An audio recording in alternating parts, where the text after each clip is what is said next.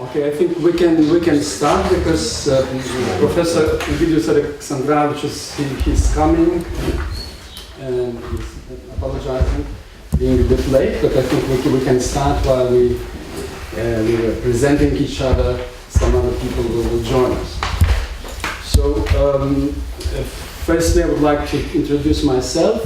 My name is Egidijus. I'm associate professor at Vilnius University, Faculty of Law. And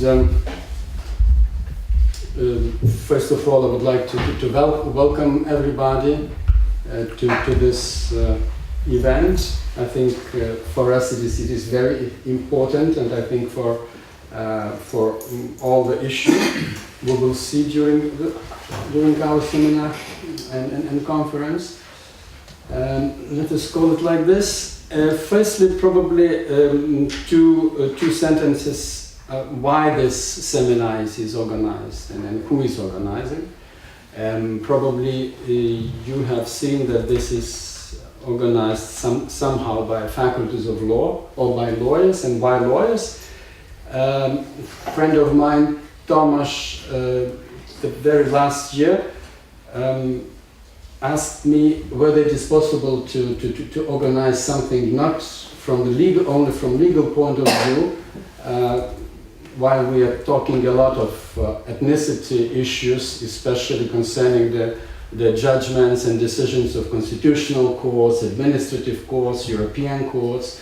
But somehow we have an impression that this is not about the law, or not only about the law, yes?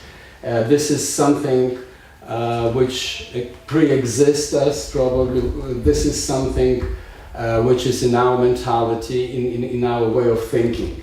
And only then we have these legal solutions, taking all different issues, for instance, the spelling letters in our passports or in the names of the streets or whatever. And I think it is a right thing to accept that probably if some ethnicity groups have certain tensions, probably there is something in the history needed to be discussed, needed to be opened, and this is very modest attempt to do it. Let's say probably to accept that we probably have Polish and Lithuanian ethnicity groups. Probably we do have a certain warmth in the history, and I think they need to be healed. But in order to be healed, probably they need to be revealed. Yes. So we will try to do our best, I think, in this very small, modest seminar. So the very structure of the seminar you can see in the program. The first session is devoted to our historians. Firstly, we will speak Professor Leszek Zasztowt from Polish Academy of Science, Warsaw, and he will speak on the issues, some critical remarks on origin of Poles in historic Lithuania. And Professor Egidijus Aleksandravičius also will give a perspective, a historic perspectives of Polish-Lithuanian relationships from, let's say, Lithuanian part. And so this is the first session, let's say, historic one. And after coffee break, we have two other speakers which will be presented by Dr. Tomasz and they will speak from the point of view of, let's say, ethnic studies and national minority studies. So this is the very structure. But first of all, probably somebody would like to welcome the seminar or conference, if there is anybody. No? Then we can start with Professor Leszek Zasztowt, Polish Academy of Science. I would like you to ask to come over here, and I would like you to ask to present yourself a bit, your academic background, just to know more about it. At first information, I'm not only a professor in the Polish Academy of Sciences, in which I'm, to say precisely, I'm director of the Institute for the History of Science of Ludwig and Aleksandravičius, named by those famous Polish historians of science, but also I work at the Warsaw University in the Center for East European Studies, so the ethnicity and the ethnic problems are for me, let's say, the core of my interests, of my research. So I have changed the title of my expose here, and the title is Old Lithuanians. Old Lithuanians is quite important issue now in historical studies, so I'm going to show you what I think about this term and this phenomenon. But before I start, I would like to show you the latest books about Vilnius. The first one is written by Karolina Sołtys. This is the PhD thesis about Józef Ignacy Kraszewski as a historian, and subtitle is Scientific Base of the Lectures about the History of Lithuania in the Monograph of Vilnius. Kraszewski wrote at the beginning of his literary career 4 volumes monograph about Vilnius, and that was only one scientific book which was written by this famous writer, Polish writer. So this is to show to the people. But this is a small one. But this is the big one. This is the really big one book, because this is the, let's say, not only opera magna, opus vitae, I think, even of this professor David Frick. David Frick was, as far as I remember, one month ago in Vilnius, and he invited by the American embassy here, and was the promotion of this book here in Vilnius. I think that ladies have seen it. And this is the main book, in my opinion, in his bibliography. And this is exactly, the title is Kin and Neighbors, Communities and Confession in 17th Century Vilna. But he used the word Vilna, as you can see, as in Polish. But this is the use of this name in the 17th century, which is the most popular. And this is a very important book, in my opinion, for the lawyers and the historians of law, because this is the picture of Vilnius in the first half of the 17th century, which was the most tolerant town, or let's say one of the most tolerant cities in 17th century Europe, comparable with the Italian towns, the most famous. And so this is the book which I get back to this book, but I'll show you. But please give me it back. Yes, I know. I try to read it because the text has 11 pages, then I should make some abbreviations. The concept of Old Lithuanians, introduced into the scholarly literature by Krzysztof Buchowski and popularized by Professor Alfredas Bumblauskas, gained significant popularity not only in Poland, but first of all in the Lithuanian intellectual media. The term seems to be sympathetic, meaningful, and earned even some warm appreciation also in the Polish historical circles. Although, one should stress that this concept is not as fresh and new as it seems.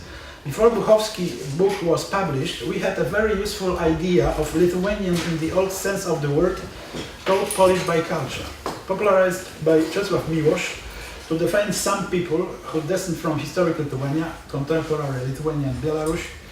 There was a lot of such old sense Lithuanians, as for example the rank of personages from a previous century, as Zygmunt Jundził, Wiktor Sukiennicki, Stanisław Sianiewicz, Kazimierz Okulicz, Stanisław Kościołkowski, Władysław Wielchorski, and many others. To some extent, this concept covered also a unique personality of the master, Czesław Miłosz himself. So the idea of Lithuanians in the old sense of the word was present since 1950s and 1960s, and probably it has emerged much earlier, at least since the beginning of the 20th century, when the national tensions started to be apparent here. This concept, similar to other sociolinguistic terms, mirrors the reality to only a certain degree. It aims at interpreting the real state of affairs in historical Lithuania, concerning the origins of the significant part of its inhabitants who at the end of the 19th century and at the beginning of the 20th century defined themselves as a Poles. The word themselves as a local Poles. The word local seems to be a crucial key to understand the whole issue. By the way, it also explains the specific feature of the Belarusian identity on that territories.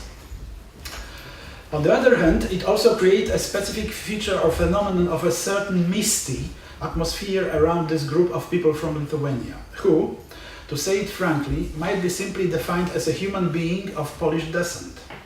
In other words, it weakens and dilutes firm national divisions which were apparent or just started to be clearly visible at the end of the 19th century on the territories of the former Grand Duchy of Lithuania. Using this expression was a kind of assent to create a new socio-ethnical category, which in fact tried to deprive to some extent those old Lithuanians of their national character. Nevertheless, Polish are, for example, Belarusian. One of the first scholars who pointed out this issue was Juliusz Bardach in his renowned text about the multi-level consciousness of Poles in historical Lithuania in the 19th-20th century. So, who were those strange people? They were Poles, but with a certain Lithuanian past, which must be interpreted as a solid Lithuanian roots from the ancient historical era. These roots were in the modern times lost, but the genetic and ethnic links survived, even while those bonds were unconscious and unarticulated by those newly created figures in their fresh ethnic category. One of the specific charts of the consciousness of those speaking Polish Old Lithuanians was their aversion to the neighboring Poles from the Congress Kingdom of Poland, created in 1815, who were treated as close brothers, but in common opinion they were unquestionably on a lower level of their civilizational status. They represented a pure Polish milieu, in the form of the Piast dynasty tradition, while the Old Lithuanians were settled in their glorious, multinational and all-embracing Jagiellonian past. This was the tradition of the Grand Duchy of Lithuania, the powerful state located in the heart of Europe, settled from the Baltic Sea on the north to Black Sea on the south. This Jagiellonian and the Grand Duchy idea, in their opinion, was much more significant, much older, even with the Roman roots, and of course much better than the simple old Polish tradition represented by the kings like Leszek, Bolesław Chrobry, not to mention about the Kazimierz. As a result of this approach, a kind of regional sentiments, the post-Commonwealth of two nations feelings, arose up and on the quite incredible scale and have been elevated to the level of nearly vital and national divisions. In this specific way, the term Old Lithuanians enters and opens a kind of Pandora box. It delivers and shakes an opinion that Poles in historic Lithuania were the same Poles as their compatriots living in Poland, ethnic Polish territories, or in any other country of the former Polish-Lithuanian Commonwealth after its partitions. In example, in Polish part of Prussia, the Duchy of Poznań, or in Silesia, or in the Austrian Galicia. On the other hand, it fortified and strengthened the Lithuanian ethnic element in the whole social puzzle.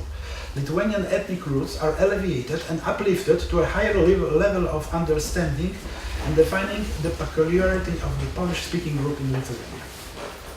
That was the introduction, so I'm coming to the core. I try to describe my own approach to this sociolinguistic term, and then I try to explain the position of Lithuanians, of Poles, and I try to make a, let's say, short photo of the society, of the people living in historic Lithuania at the threshold of the 19th and 20th century. A Lithuanian approach. As every Lithuanian knows, the model Lithuanian political thought was erected on the remnants of Polish-Lithuanian friendship. The ties between our two nations, constructed and strengthened before 1795, were so strong that strangled the ethnic Lithuanian identity, which was not only in danger, but in fact was captured and subdued by the Polish tradition and customs. Therefore, to create a modern independent Lithuanian nation, the condition sine qua non was the necessity to break those bonds and ties with Poles and Poland. To stay firm against our previous Polish cohabitants was the only direction which guaranteed a chance for victory and a remedy to rebuild the modern nation. That is why Jan Basanavičius preferred to speak Russian than Polish. The Russian language was less dangerous. The concept of Old Lithuanians was in fact present in the modern Lithuanian tradition from its very beginning. That was also a condition sine qua non. The fathers of the Lithuanian national revival were absolutely sure that significant part, or maybe a nearly majority of their beloved Lithuanians is trapped in the Polish bonds. When the Lithuanian Republic Army was created in 1918, the only language to obey orders and commands was, as enemy says, Polish. After 1918, Lithuanization embraced the whole population of the newly reborn republic and succeeded in a quite short period of time. The ideological foundation for this re-Lithuanization was the concept of historic Lithuania, who lost their national consciousness during the ages. At that decisive moment, no one cared about the real national roots of the inhabitants of the republic. If you were a Pole, or a Belarusian, or a Jew, or of Tatar descent, each person had to and have been equally transformed into the modern Lithuanian citizen. The common platform was of course the language. Summarizing this process of the interwar re-Lithuanization, one must say that on the base of the Lithuanian origins, sometimes treated very artificially, the representatives of many nations of the former Grand Duchy of Lithuania have been recaptured or re-embraced by the modern Lithuanian identity. This phenomenon was probably one of the most spectacular successes of the Republic of Lithuania before 1939. Although no one of its politicians was eager to advertise those actions all around the interwar European public opinion. Although the term Old Lithuanians was not in use at that moment, as far as I know, the concept was fully implemented during the process of creating the modern Lithuanian nation. At the moment of implementing these new ideas, at the beginning of the 20th century, new modern Lithuanians gained the name of the Litvoman, Lithuanian man or maniac, which was defining their position with a negative attitude by their enemies, mostly Lithuanian Poles, who had strongly formulated Polish identity. The modern Lithuanians treated those Poles as Polonizers. This is also the title of Krzysztof Buchowski's book, Litvoman and Polonizers. Looking at the reborn Lithuanian identity after 1918, one might say that it was founded on the concept of conversion of all former nations of the Grand Duchy, Poles and the Old Poles, Belarusian and the Old Belarusians, Russians and the Old Russians, as well as Tatars and the Old Tatars, Jews and any other nationality. And more or less, one must, to admit it frankly, that idea from a point of view of its utility for a new reborn state was brilliant and fully implemented with ultimate success. This Lithuanian approach, a Polish idea. The concept of Old Lithuanian in some form was also apparent between the Lithuanian Poles at the beginning of the 20th century. Although the term was not in use, the idea was present especially in the circle of the Vilnius so-called locals, Krajowcy. They had been representatives of a non-numerous group of Polish intelligentsia living in historic Lithuania, who foreseen the future of reborn state as, in a specific way, recreated and refurbished former Grand Duchy of Lithuania, which would be in a close cooperation or in a kind of federal alliance with Poland. In identifying themselves with historic Lithuania, they longed for and desired to make a peace agreement between modern Lithuanians, who were focused on the creating of their modern state, and the local Polish community, as well as with the other national ethnic groups descending from the Grand Duchy. Therefore, they aimed at establishing of the common area or an open space for the future alliance between Poland and Lithuanian national identity and the idea of the independent Lithuanian state. Some of them fully accepted the idea of an independent Republic of Lithuania without any preconditions, especially concerning future political or federal ties with Poland.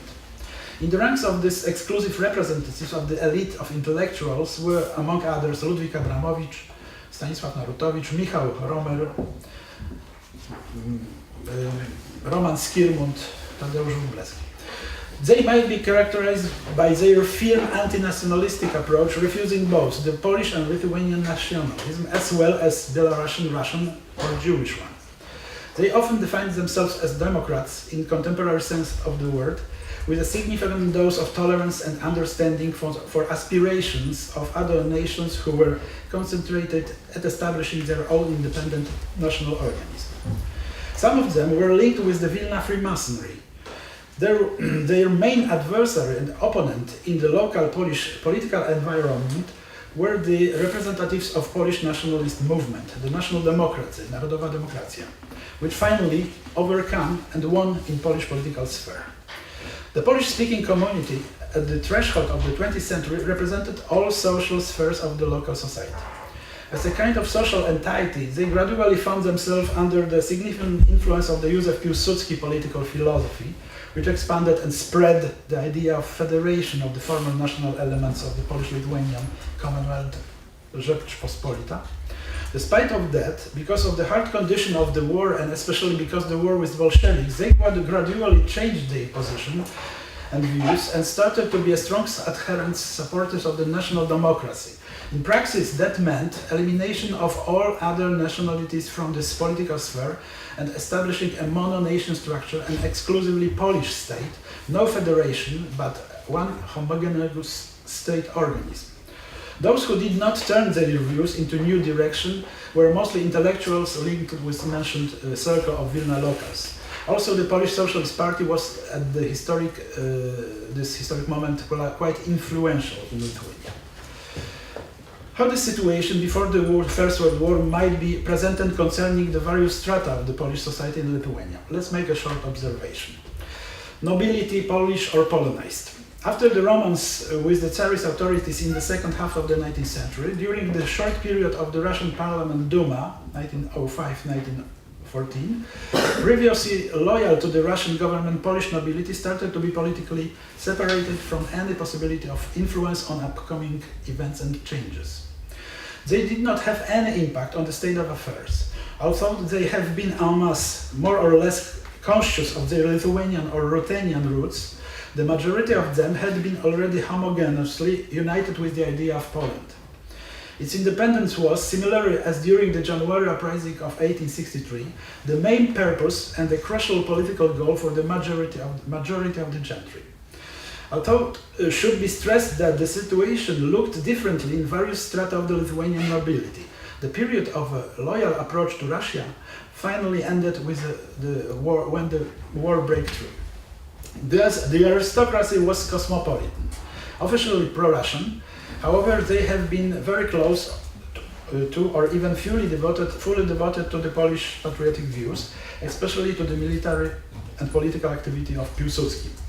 Of course, there were exceptions, the people who supported Lithuanian and Belarusian national endeavors, but there were figures literally non-numerous and on the margin of the political mainstream. Also, the aristocracy pro-Russian sympathies ceased quickly to exist during the war.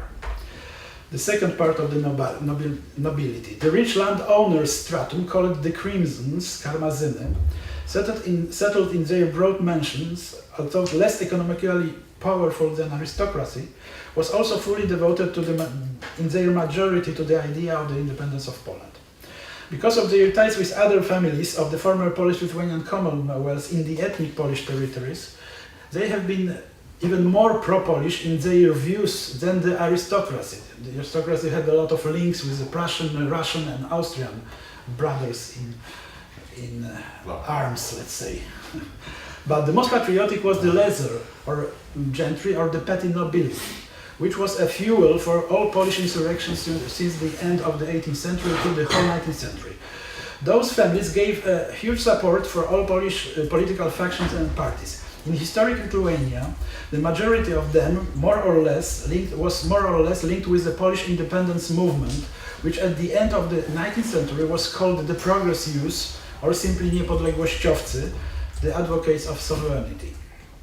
Predominantly from this circle appeared the most patriotic Polish individuals who in big numbers created a mainstream of the Polish intelligentsia.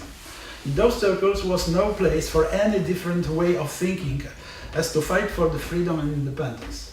They were rebels, revolutionaries educated in a tradition of romantic literature and in the imperative struggle for the revival of Poland. As wrote Michał Romer in his memorandum of 1915. In the landowner's sphere of Lithuania, especially between the elements which are far from the politics and less active in the agricultural societies, they preserve a vivid memory of national harm, of the tradition of heroic struggles, national uprisings and the martyrdom. Those traditions are not always a stimulus to act, even that happen very rarely. They are terrorized by the memory of defeats and pressure, which are treated as relics of the ancient sacred past. In general, the nobility circles, nearly all Polish political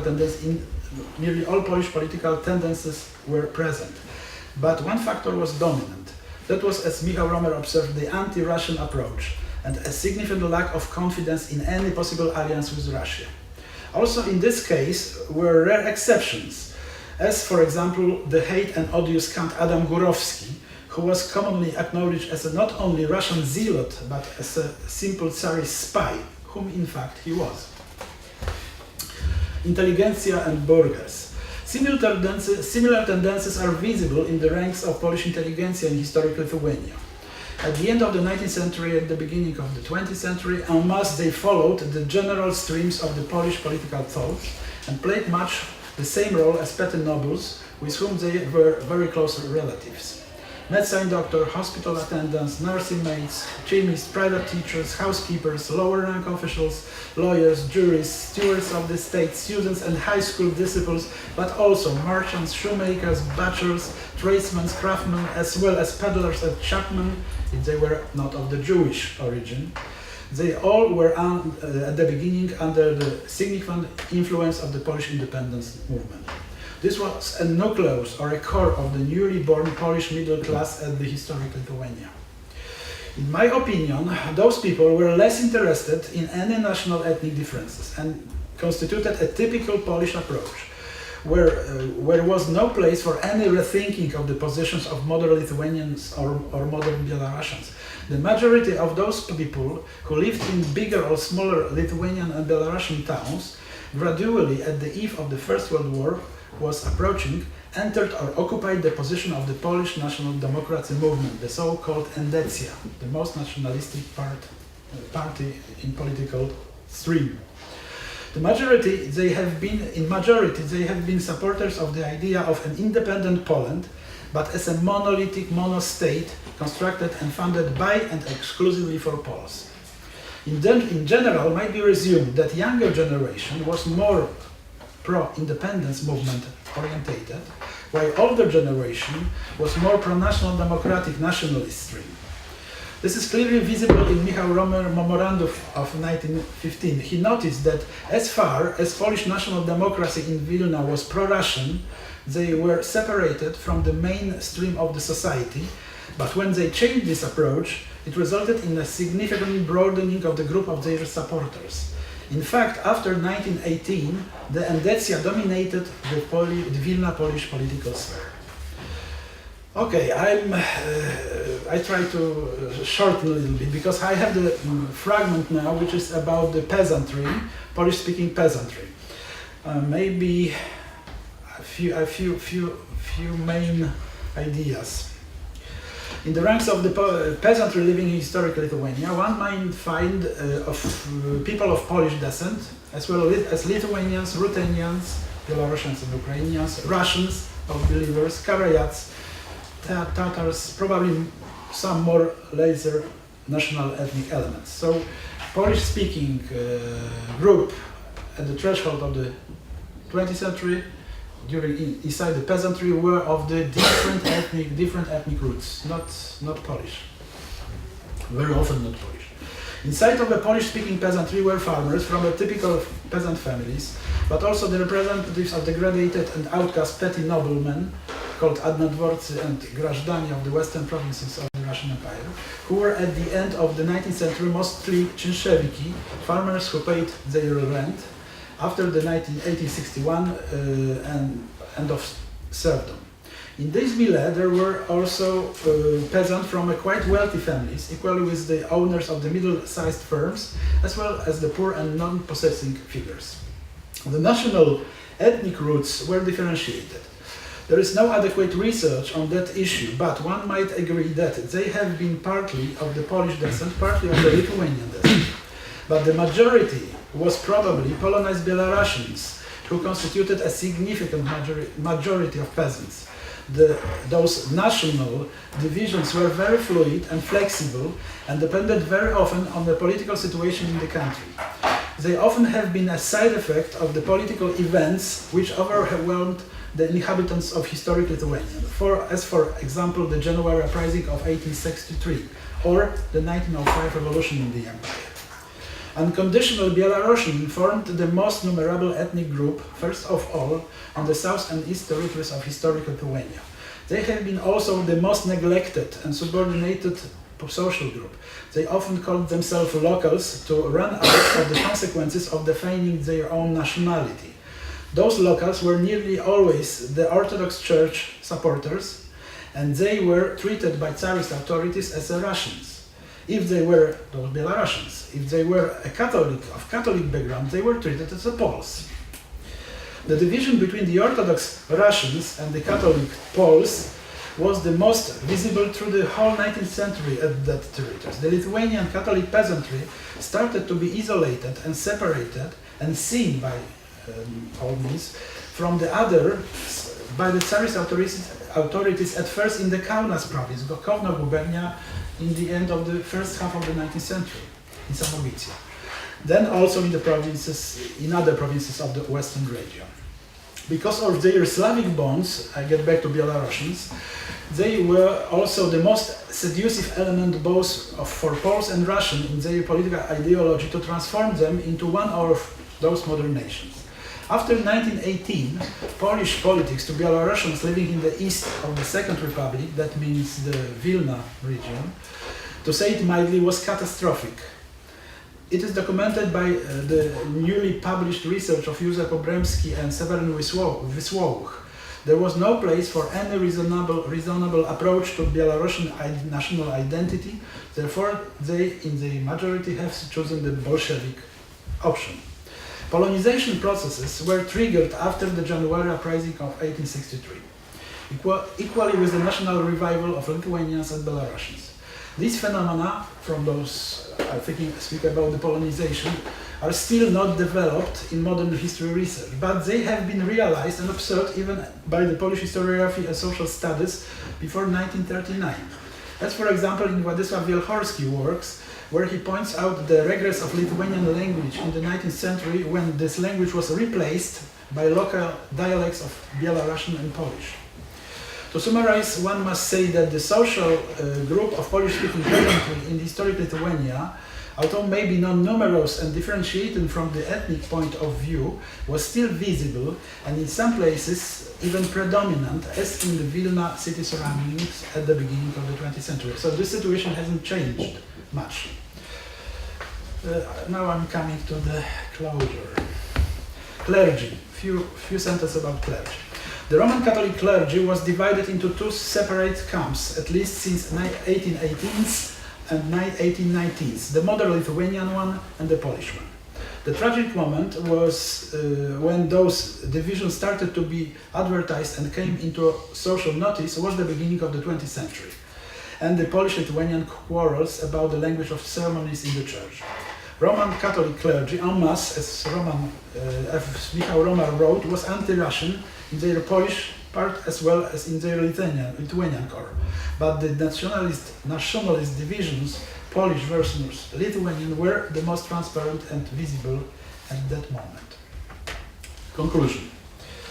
The 17th century Vilnius and Lithuania were a very tolerant town and a country where each person could live without any troubles in the multi-ethnic surroundings. It is perfectly described in the recent book of David Frick, which I show you, Kin and Neighbors, Communities and Confessions in 17th Century Vilna.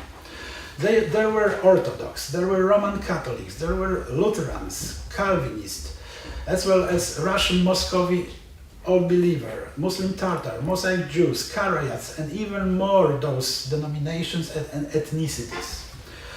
They also represented a multi-ethnic milieu, the proto-nationals, I say about the 17th century, the proto-nationals, Poles, Proto-Poles, Proto-Lithuanians, Proto-Ruthenians, Galatians, Germans, Saxons, French, Italians, Scots, and many others.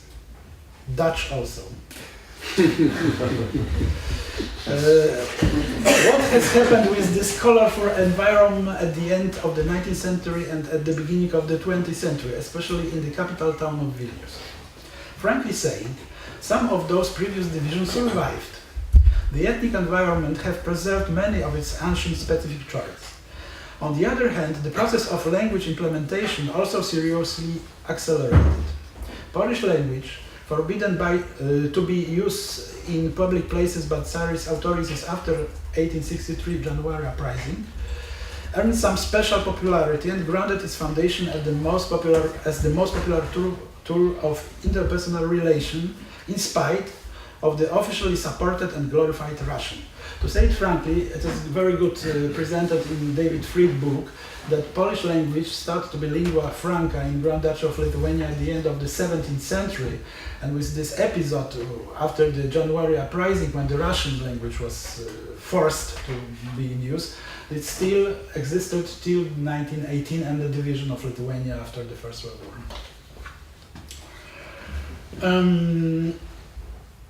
Other languages also were still in use: Belarusian, Lithuanian, Jewish, and many others. But the Polonization was overwhelming in the whole social sphere. All those speaking Polish, local inhabitants, despite of their ethnic roots, might be defined as Old Lithuanians, but we must remember the significant part of them was simply, or choose simply, straight Polish option. And this is the word. Thank you.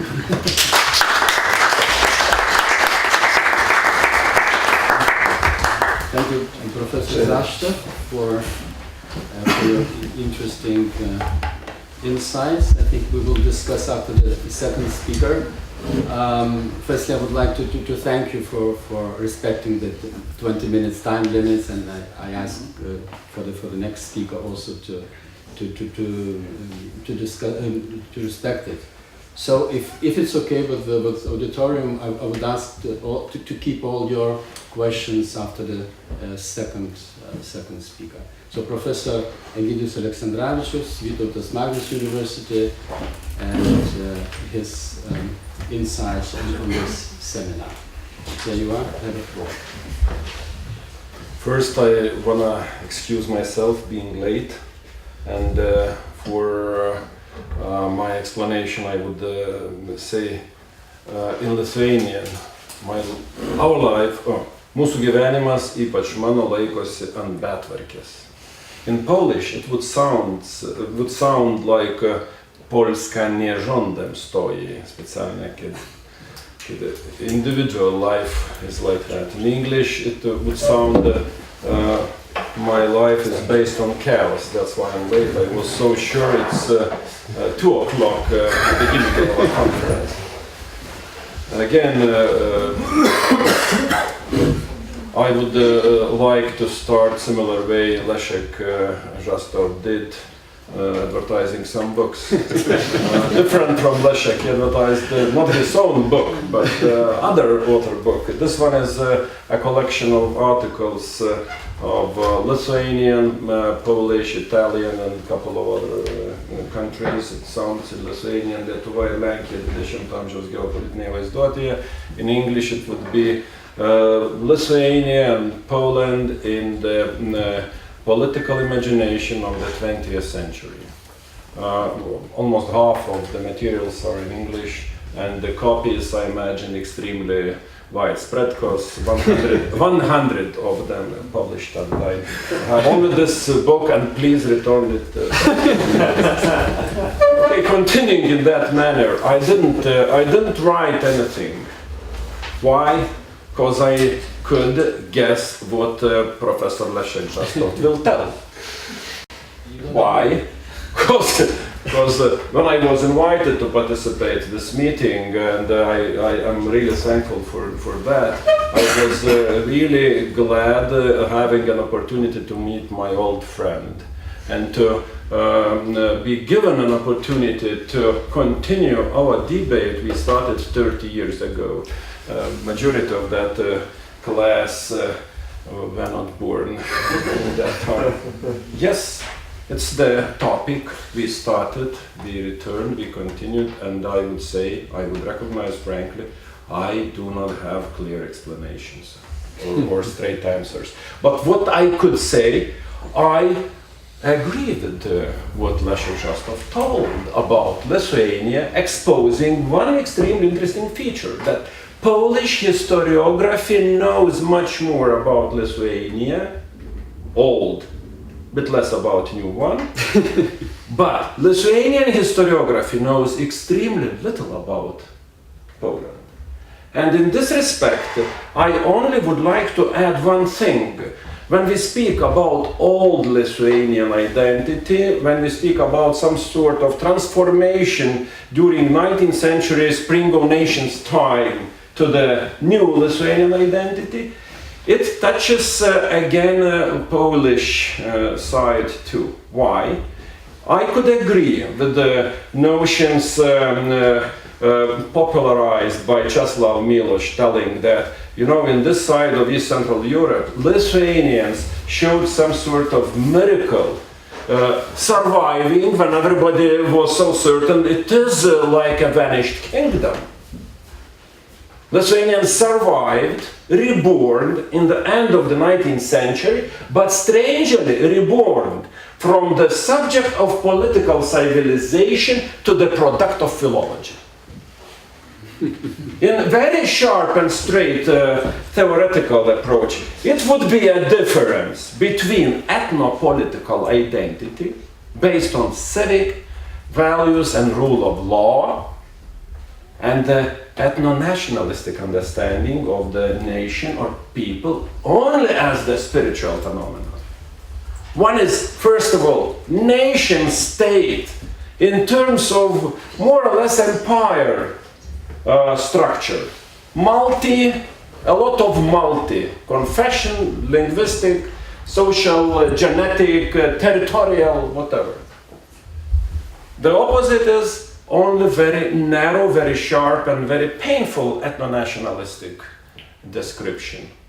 It's a community speaking one language and living stable on the one side of Nemunas River. During 600 years, starting from the old Lithuanian Grand Duchy, ending with the Lithuanian Republic, those turns of identity happened. And then old Lithuanian meant definitely different things than New Lithuanian in the beginning of the 20th century, but with one very, very important thing: we still have our future. It means that problem of Lithuanian identity and development from the old complicated one to less complicated but very, very painful new was based on that during those 200 years modern nation got time to revive, rebuild, and reconstruct itself. Only a couple of decades this nation got freedom, political freedom, to construct those ethno-political civic values, or reconstruct, restore those values we developed in the 14th, 16th centuries. Being occupied by the Russian Empire, long 19th century, again being occupied for 40 years by even more harsh Soviet regime, Lithuanians could survive or defend extremely in the ethno-linguistic trenches. Because it was impossible to develop some understanding, some forms of identity based on rule of law when we were occupied and the laws were Russian. And this is still very important problem for history of Lithuanian identity, mentality, and sometimes not only Lithuanian but all Soviet or post-communist people. Some sort of very tricky, very chameleonic relation to the so important and symbolically important symbol of rule of law, constitution or Lithuanian state. Old Lithuanian asked who she or mostly he is, would answer, I'm Lithuanian because I love freedom and believe in Lithuanian state. If you read de Tocqueville, please compare with some bigger nations who were able to base identity on the rule of law and civil law. We got that in 17th century, and we almost forgot that during the decades of repression and occupation, living under conditions of Russian enforced laws and habits and political system, and defending only last alamo language, ethno-linguistic community. Because other means of identification, religion, it was not so complicated like in Bosnia, but not less complicated because it was simple enough to recognize the frontier of Catholicism and recognize where Slavic or Russian civilization starts, but it was so difficult to recognize where are the demarcation lines between Polish and Lithuanian Catholicism, because both nations were Catholic. This is also a very important story. I just try to comment what Leszek just told. It was so good synthesis, and I said that only one thing I should add to this, because all the understanding of the Pole and Polishness was also not in terms of ethno-linguistic nationalism and so on. Not Lithuanian historians could decode that. But I just based my insight on Janusz Tasbyr or a bit on Juliusz Bardach works. But Janusz Tasbyr, for example, Kultura Szlachecka, noble culture, Polish noble culture, usually could repeat and prove that understanding of the Pole in the old time was not in terms of nationalism, contemporary nationalism. The Pole was nobleman, like old Lithuanian was nobleman only. They were the citizen. They were a nation and the people. People, peasants, Jews, others, it could be a lot of different groups. But nation was perceived as the ethno-political entity. And again, Poland, Kingdom of Poland, never ruled Grand Duchy of Lithuania. Even if Polish civilization, language, approached the Lithuanian life. According to one strange but extremely popular in Lithuanian narrative, poet and Catholic bishop in the end of the 19th century, very beginning of the 20th century, Antoni Baranowski or Antanas Baranauskas, was so certain telling that I do not agree with the most hot Lithuanian nationalists who started with the first Lithuanian periodical Aušra.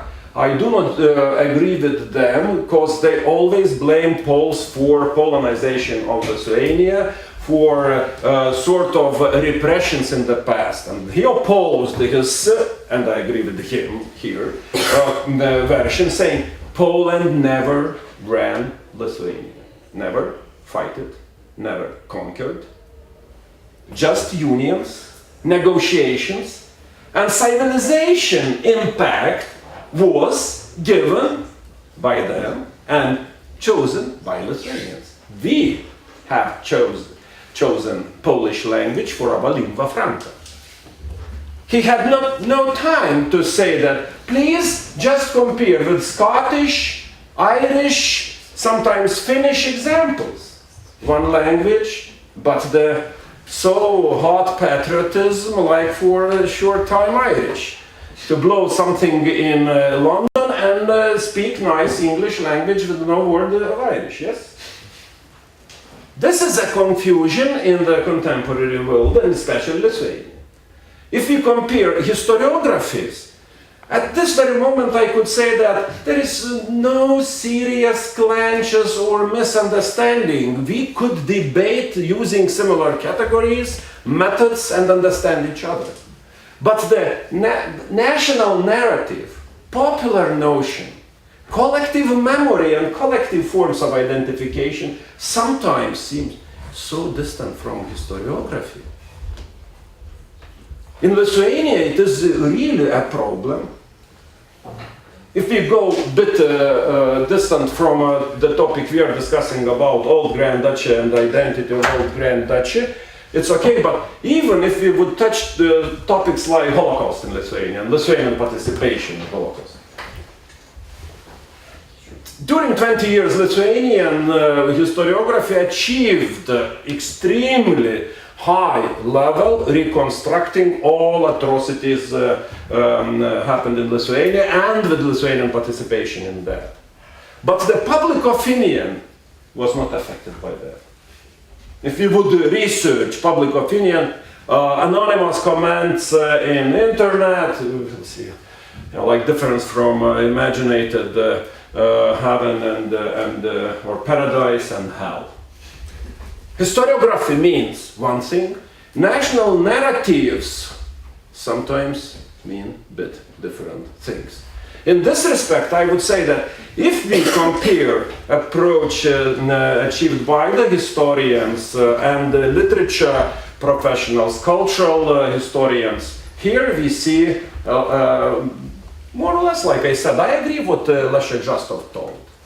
I agree, more or less, I would say, similar story, and if we would do that in a sort of hot nationalistic environments, I suppose that Leszek would be met by a bit of noise in some Warsaw suburban suburban place, like me in Lithuanian open or public space would be presented as the sort of Polonophile.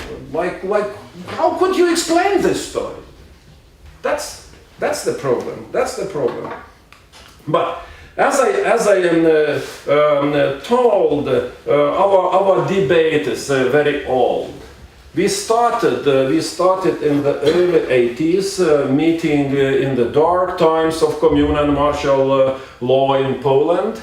First, Leszek came to Vilnius doing his archival researches, and I said, okay, you are a good example of Leszek as Zasztowtas, more Lithuanian than Egidijus Aleksandravičius.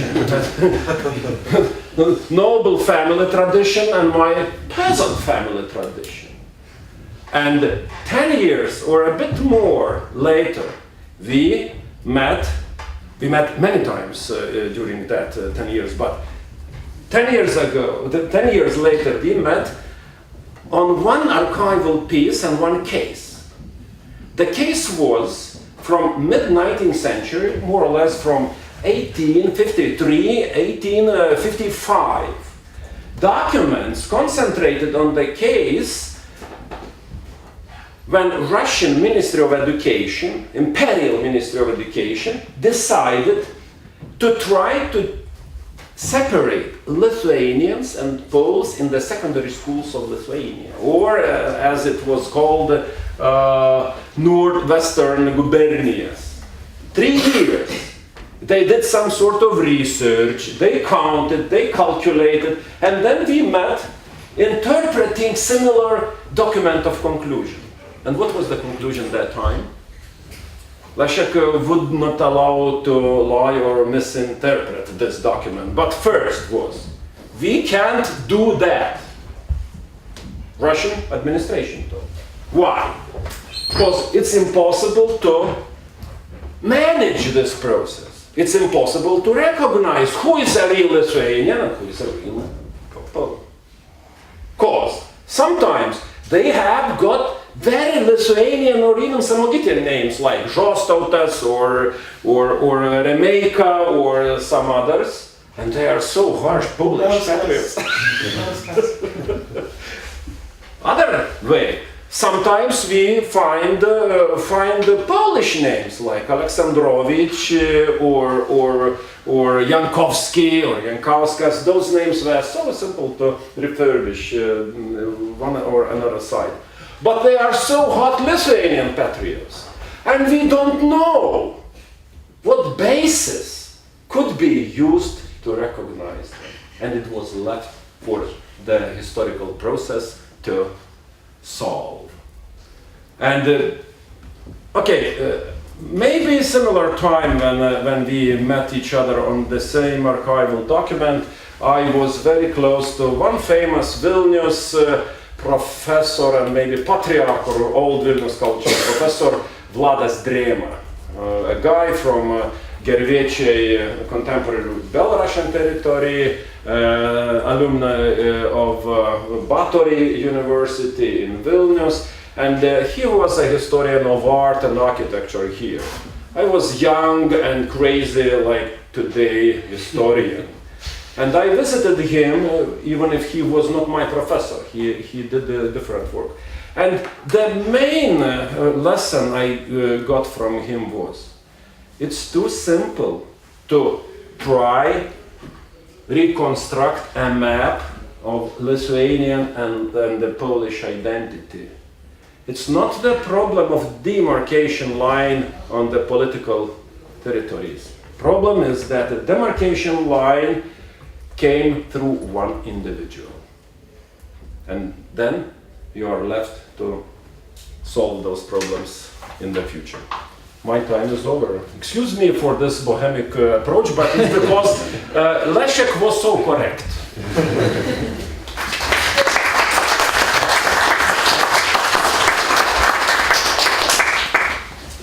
Thank you, Professor Aleksandravičius, for this always bohemic approach, but also which gave us a lot of insights. And I think that our seminar is also about something not to be afraid and to talk openly and honestly. Some hard points of our common history, for instance, Vilnius annexation or 38 ultimatum, or Panere, which is very, very close to Vilnius. So I think if we, of course, this is not the issue of this seminar, but our idea was to be afraid enough and not to be in order not to be afraid to touch all these things, in order to let them to be revealed and to be healed. So let us start our discussion time. If you have any questions or any remarks, please raise your hand and please present yourself. Yeah, I'm the student of this university. I have a question. Andrew, could you please present yourself? That is from the Faculty of History. And my question would be, like for the professors, what is your opinion? How free was each person to choose its identity, or how it was reconstructed for him by the family, by the or by whatever else? Especially in the mid-19th century, when it was still in the question, as you told, like every person was going through his own discussions probably or something like that. I would start only to advertise Leszek, because he could remember from his family stories, not me. My family stories were very simple. Both grandparents were captured by captured by Polish troops during the fights spent some months in the concentration camps. One escaped and told later different stories with some fun, joy and humor. Another one was probably humiliated and he was traumatized and hated so much. But no so big atrocities like it could happen with Bolshevik prisoners at that time. But I'm just saying that I can explain that only as the historian who did the research on the other lives. When Leszek probably could tell his mother's story or something like that. It was not easy, those recognitions. If we look at, for example, to famous Samogitian gentry families like Narutavici. One, Stanislav Narutovich, was the activist of Lithuanian national revival, one of the organizers of Vilnius Seimas in the year 1905, and later became the one of the teams of those activists who signed Lithuanian Declaration of Independence. His brother Gabriel Narutovich, was the first elected president of Poland, killed right a week later because he was the fan of a federalist idea. One family, two ways. Okay, let's go further to families like Beržiško's family. Three professors, famous classical public activists like Michał Beržiško or Mykolas Beržiška, Václav Beržiško or Václavas Beržiška. In the year 1897, all three signed in the Russian imperial census. One as the Pole, second as Lithuanian, third one as Samogitian. Then later they cooperated. I spent quite a lot of time with the famous historian. When I spent this time, she was very old, from Daugirduf, Daugirdaitės Rogienė, Vanda Daugirdaitės Rogienė. And she told a lot about those difficulties for the local Lithuanian gentry, young guys to choose them. Because nationalism just pressed this traditional identity when they could be two in one. Or even three in one. It was possible to feel Lithuanian and Pole. And okay, I am Polish or I am Lithuanian, but until the moment we are together with Poland. If we separate, then my identity would be crashed. But what Vanda Daugirduvna Srogienė told them, the crucial point was first of all the war and the fights and legions, Haller Legion, when guys from Samogitian villages, from Virvyti or other place, the most Lithuanian place of historical Lithuania, then they came to Haller Legions, fight it, and then they returned back, they were Polish. It was enforced crossroad to choose one or another.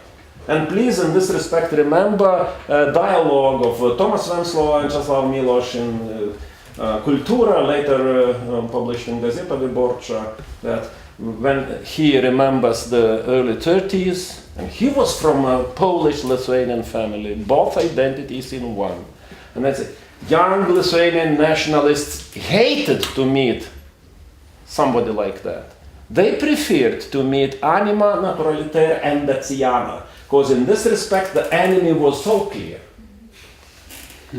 And I suppose that they suffered that very straight, but we will still feel that long enough in different groups of our society. And this question is still the same, that it's easier for the Lithuanians to speak with Poles from Warsaw as me, no? than to speak with Poles from Vilnius, or from Vilnius surroundings. But one thing I think should be stressed here, that we have probably we have changed the definition or the understanding, the notion of what was Polish till 1795 and what was Polish after that moment. because in my opinion, this is not my idea, this idea also of my uncle Wiktor Sukiennicki from Kaunas, that we, let's say, started to use the name Poland in its contemporary sense as a national, as an element of the nationality, Polish nationality. But if we look at the time of the Polish-Lithuanian Commonwealth, Poland was used very often as a citizenship. So that's might be equal to or equalized to the republic or the state. So there was a text of Wiktor Sukiennicki. It was the results of the certain semantic mistake that was starting to using Poland in this contemporary nationalistic way, and not as it was before. What concerns those changes and the choosing of the nationality, it's difficult to explain, because in each part of the society strata there were different stories. In the peasantry we could have situations that someone was pressed to choose nationality, and of course that's what I said in my text today, that when I was let's say inhabiting the Republic of Lithuania after 1918, if I was a peasant and I was, for example, a peasant who considered himself to be a Pole, I would be pressed to be a Lithuanian peasant, and the government and the authorities, the administration, the bureaucracy in Lithuanian tell me, Zasztowt, you are Zasztowtas, you are Lithuanian, no discussion, finito. And I must be Lithuanian.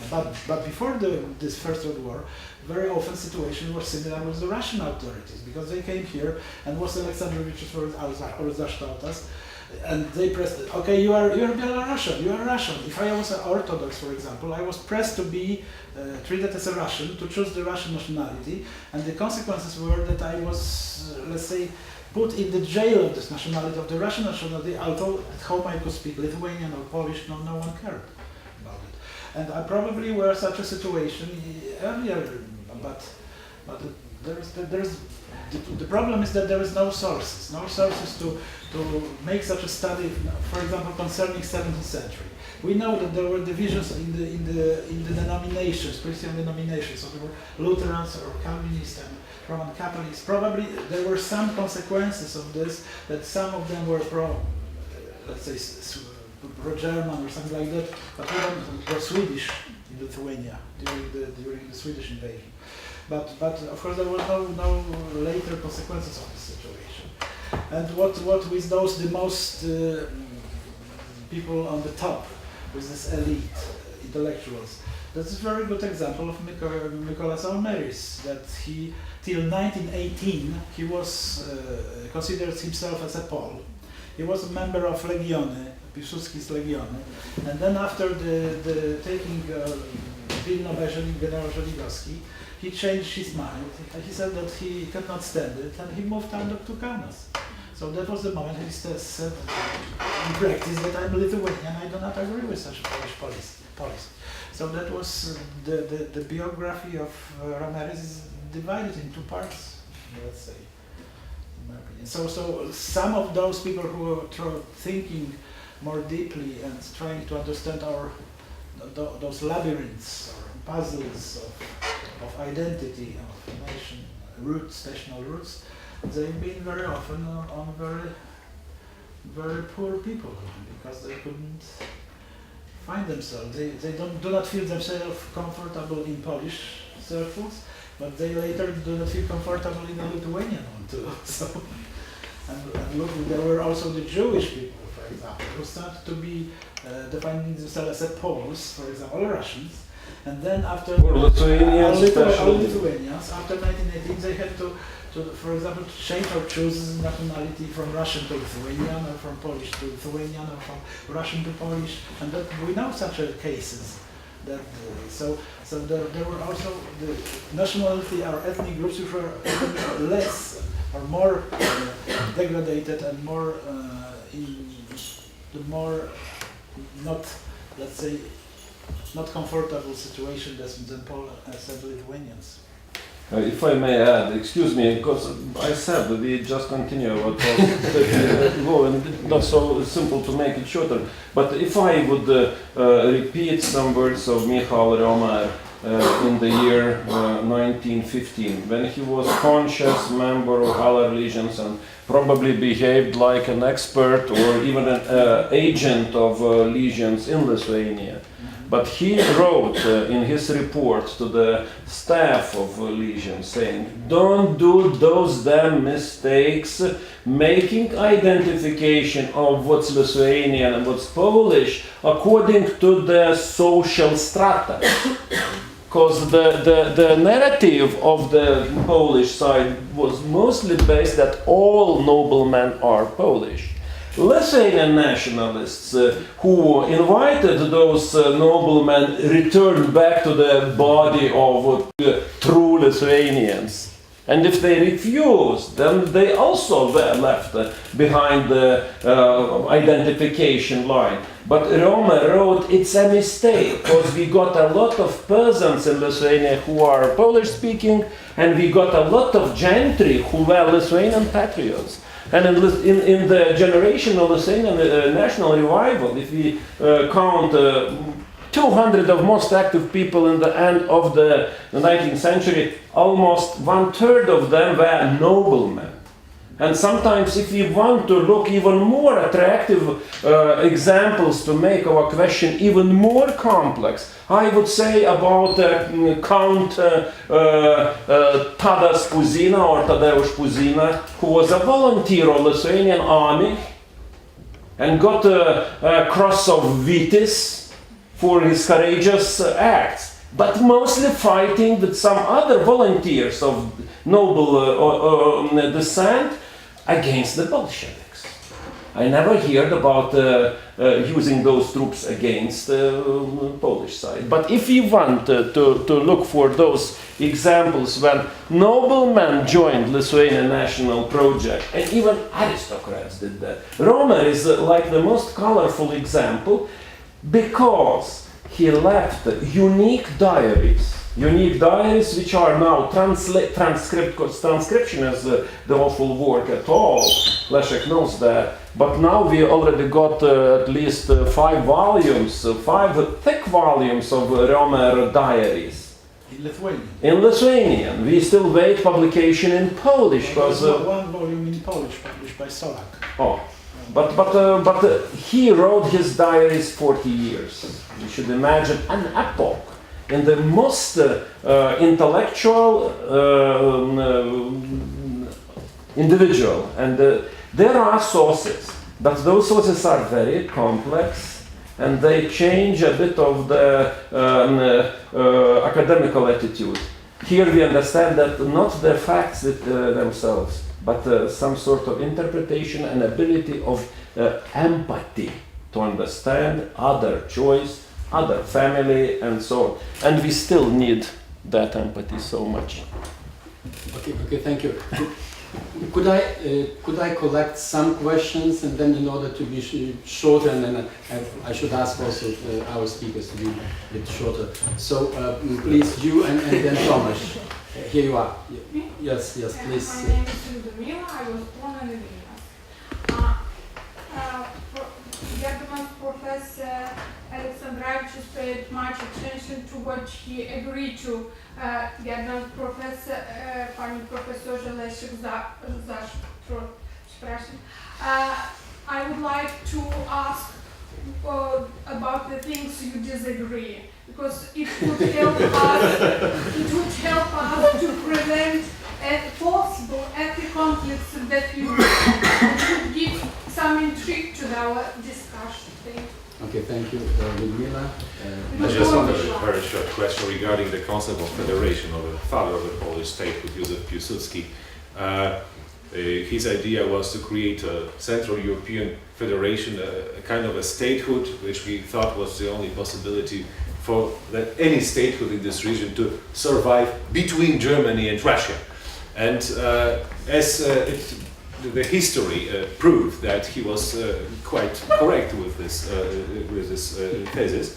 And what we are actually doing now, we are building up his federation with Germany. So there's a progress.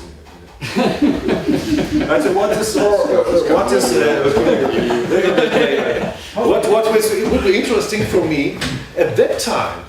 Were there any conditions? Was there any chance that this idea, this great statesman had? He was from Lithuania, therefore. To become reality. Would a Lithuanian society, Belarusian society of people living here accept this federation? Was there any chance to make it real? Or it was just an illusion? Yeah. And Professor Mitja, the third one.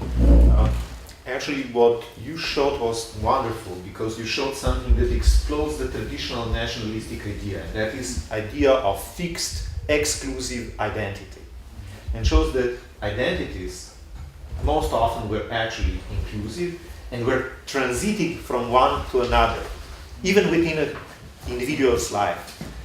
And this is the concept that actually needs to be readdressed, and that has, to a large extent, been forgotten through nationalistic discourses that we mentioned.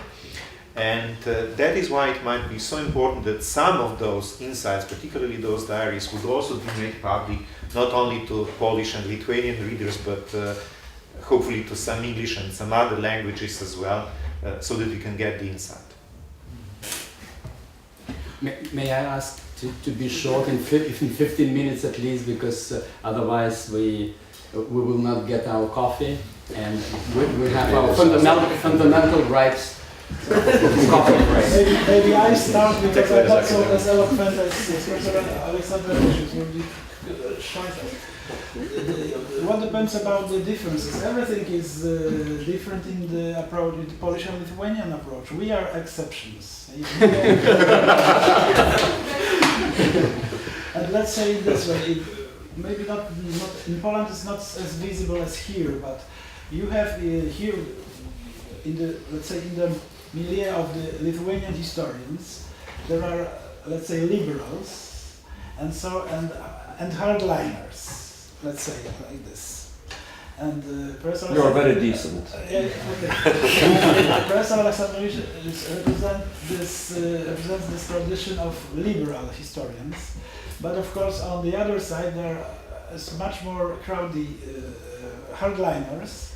And everything what I said, for example, tonight, wouldn't be accepted by such a straight Lithuanian approach, because that's what you have said, that in the traditional nationalistic vision, there was no the drop of Polish blood, the drop of Lithuanian, Tatar, nothing.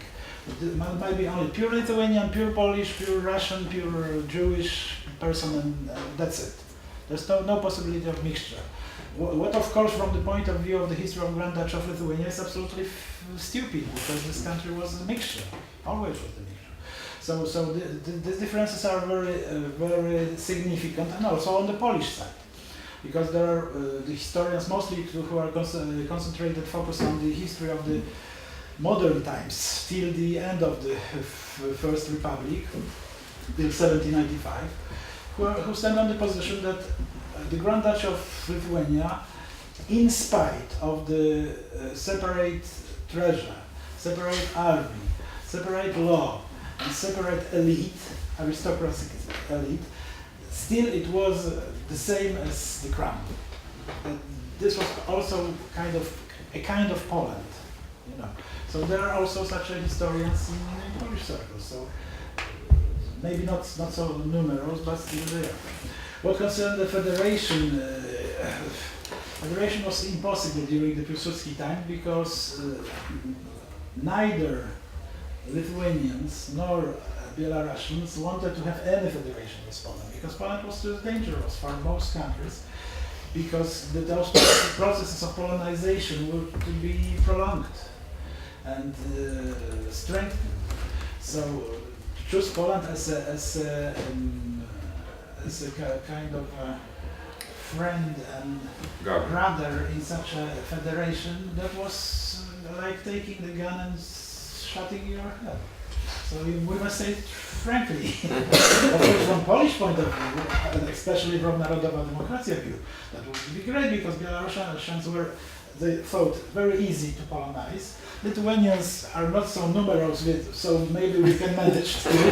So all those people start to be Poles. No? This is a great idea. Let's make a lot of Poles in the Eastern Europe. So the federation was impossible. It was impossible. That was suicide for Lithuanians, suicide for Belarusians. Well, that's my point of view. Maybe I was not successful making my jokes in the very beginning of my paper, because my disagreement with Leszek Zasztowt was pointed out when I said that Polish concept was also changed during history. But in his paper he used to do one example from Lithuanian, that Lithuanians just changed identity and they are not conscious enough to understand that. But in my understanding, similar, maybe not so 100% like in case of Lithuanian, this change from political civilization to the product of philology happened. In Polish side, probably it was 45%. I hope you understand here my statistical jokes. Less expressed. But it changed again. And especially what I feel, more contemporary time, more changes. In the year 1918, probably Polish side somehow conservated this old understanding. But after Second World War, after this communist nationalism, when even the Grabski's projects were exploited by Stalinist, the new construction of Poland with Ziemia odzyskane in the West, it changed. Poles became much more nationalistic. We had to create the idea of Western, let's say, revived territories, because if we do not find such idea, there was no excuse why we take this Niederschlesian Posen province, Pommern, old Slavic territories, you know. But this story, what was presented by Leszek today, if I would translate that in decent way in Lithuanian, I could say yes, exactly, except that in a couple of cases I would use Lithuanian instead of Polish, because the individualities were so complex, and if they are double identity, which one you choose? Usually, as I joked about Aleksandravičius and Zasztowt. Imagine what's the problem when you are of the Tatar descent. Yeah, some of my colleagues proved that I got a bit of blood of Lithuanian Tatars. That's why I'm so bothered.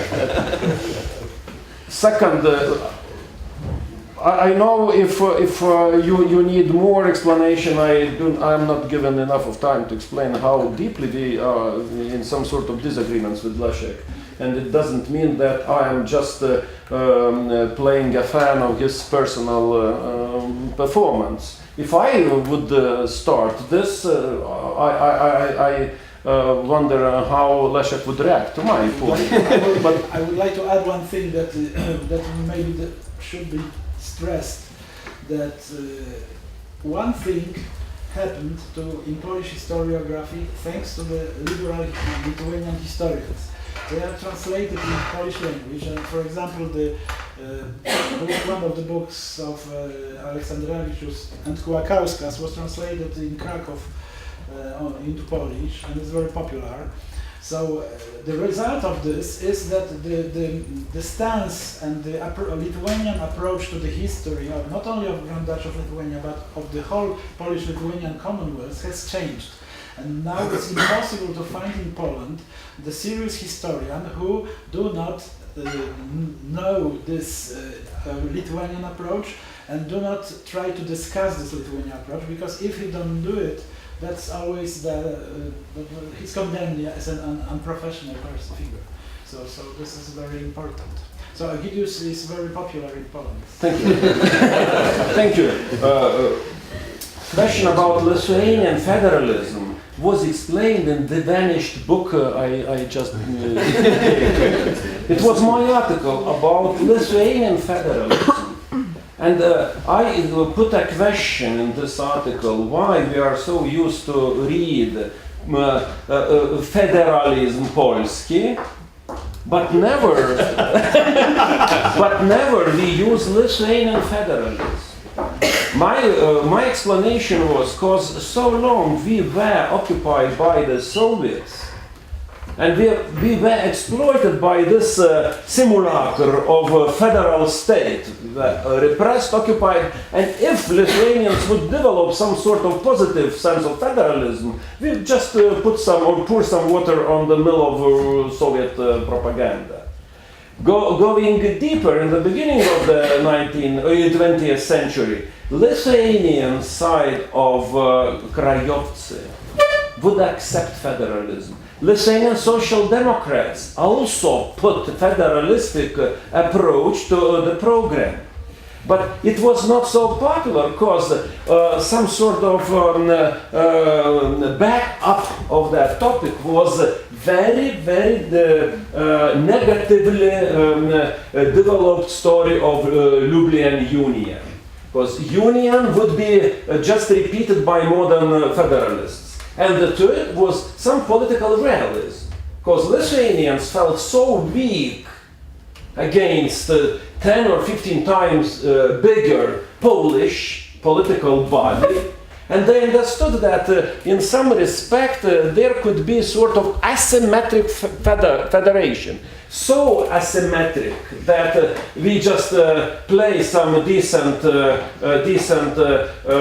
talks, but reality would be Polish cultural well-being, economy, and political load, and so on. And Lithuanians were so keen to speak about more wide federation, European Union instead of Pilsudskian imagination. But we should add to this that Pilsudskian imagination was also not accepted by the majority of nationalistic minded Poles. Because Poles thought that if this federation will be realized, then we will have a lot of Ruthenians, Belarusians, Orthodox people in our Roman Catholic country, and that would be the big problem. Because if there are crowds of Belarusians, you cannot colonize them. So that from the strict nationalistic point of view, that was not good to make any federation with anyone. And your question was about English explanation and more readings on that topic.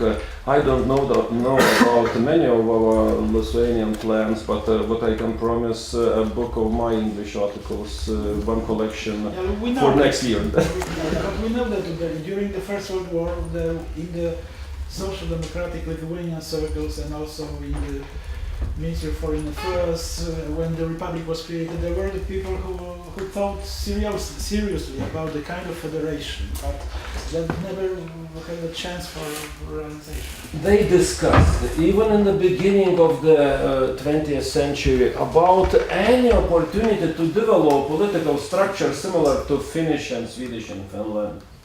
Imagine this example with the miracles of national solidarity, miracles of the Winter War in the 40s, fighting back Soviets with so hot patriotism, having Swedish Mannerheim as the national hero who spoke very, very weak Finnish, even to claim patriotic manifestos in the time of war. Or another example, which was also discussed in the beginning of the 20th century by Lithuanian intellectuals, was example of Belgium. We know about Belgium now, probably it would be... Big troubles. Okay, thank you very much for the questions and answers. I think we should stop right now for the coffee break, and I'm sorry to forgot to introduce our vice minister, and probably after the coffee break we will ask you to if you wish, of course, if you wish. So after the coffee break, I will give my the chair rules to my friend Dr. Tomasz Mitja. So everybody is welcome to the cafeteria for the coffee. So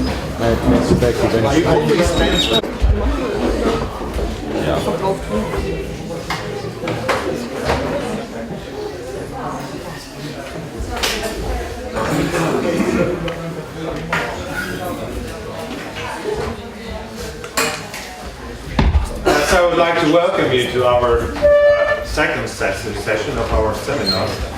First of all, I would like to introduce myself. My name is Tomasz Mirej. I'm a researcher at the Institute for Eastern European Law at the University of Cologne in Germany. And perhaps you are wondering what a Polish guy working in Germany, speaking in English, is doing in Vilnius. It's European Union, baby. It's my friendship with my daughters that I'm very thankful to you for organizing this seminar. We exchanged 100 emails about it. I was wondering how he can do that, but he did it, so my big applause for him. I would like also to mention that it is a very big honor for me to chair a session at the University of Vilnius.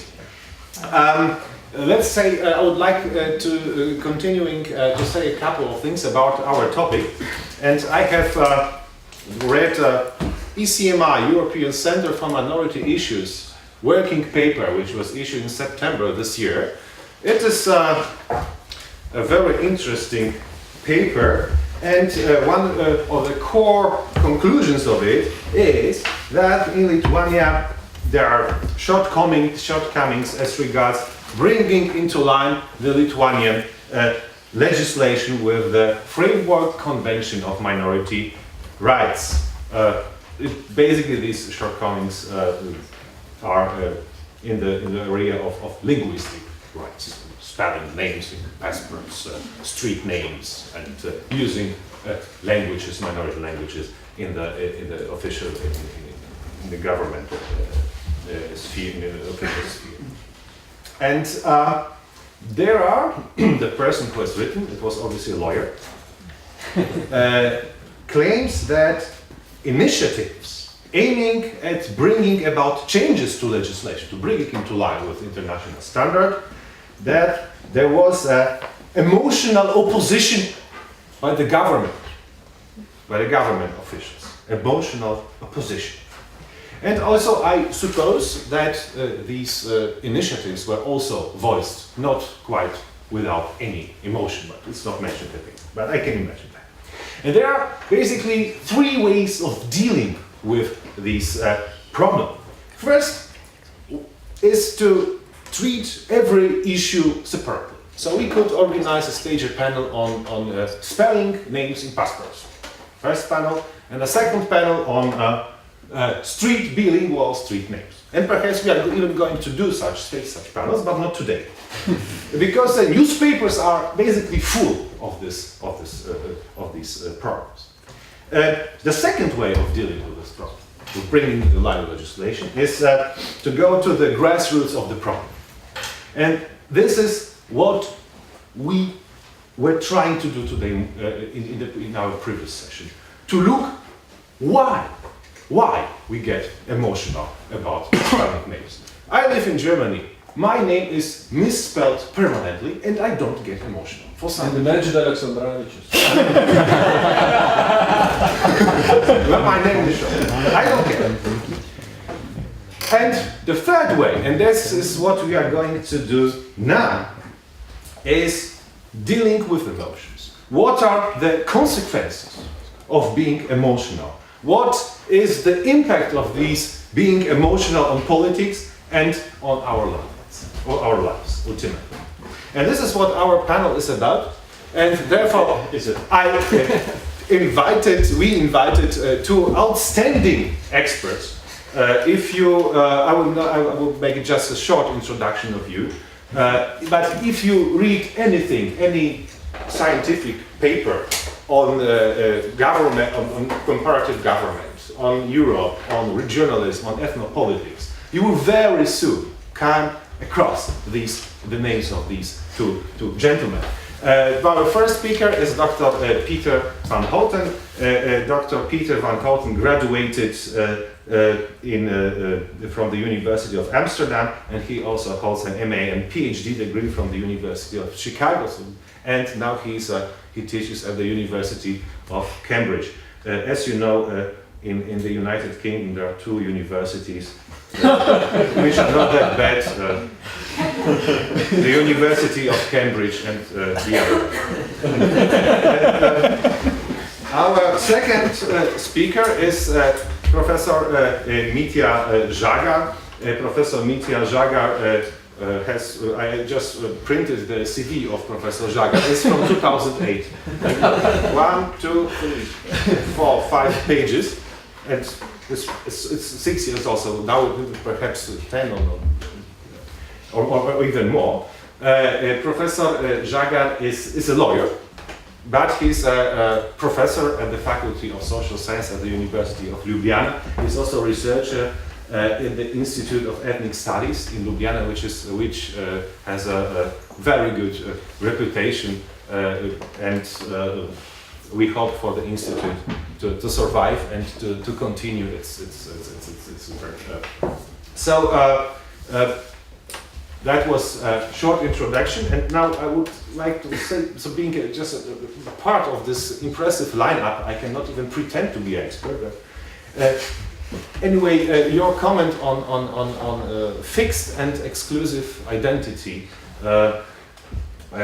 still makes me feel like sharing with you a certain myth, a personal myth in which I deeply believe. And this is a myth, it's a commonwealth of Polish-Lithuanian Commonwealth, which existed until the end of the 18th century. And this Polish-Lithuanian Commonwealth was not about a fixed and exclusive identity, but it was an idea. It was a certain idea. It was an idea of freedom, of a golden freedom, as the novelty at the time used to say. And it was shared. It was an idea which was shared by many peoples and many religions. This state, the Polish-Lithuanian Commonwealth, it had one of the oldest democracies, even if it was limited to nobility. It had one of the oldest parliaments. It didn't witness religious wars. There was a strong commitment to tolerance and to mutual respect. And it was a state in which absolutism and oppression was always opposed.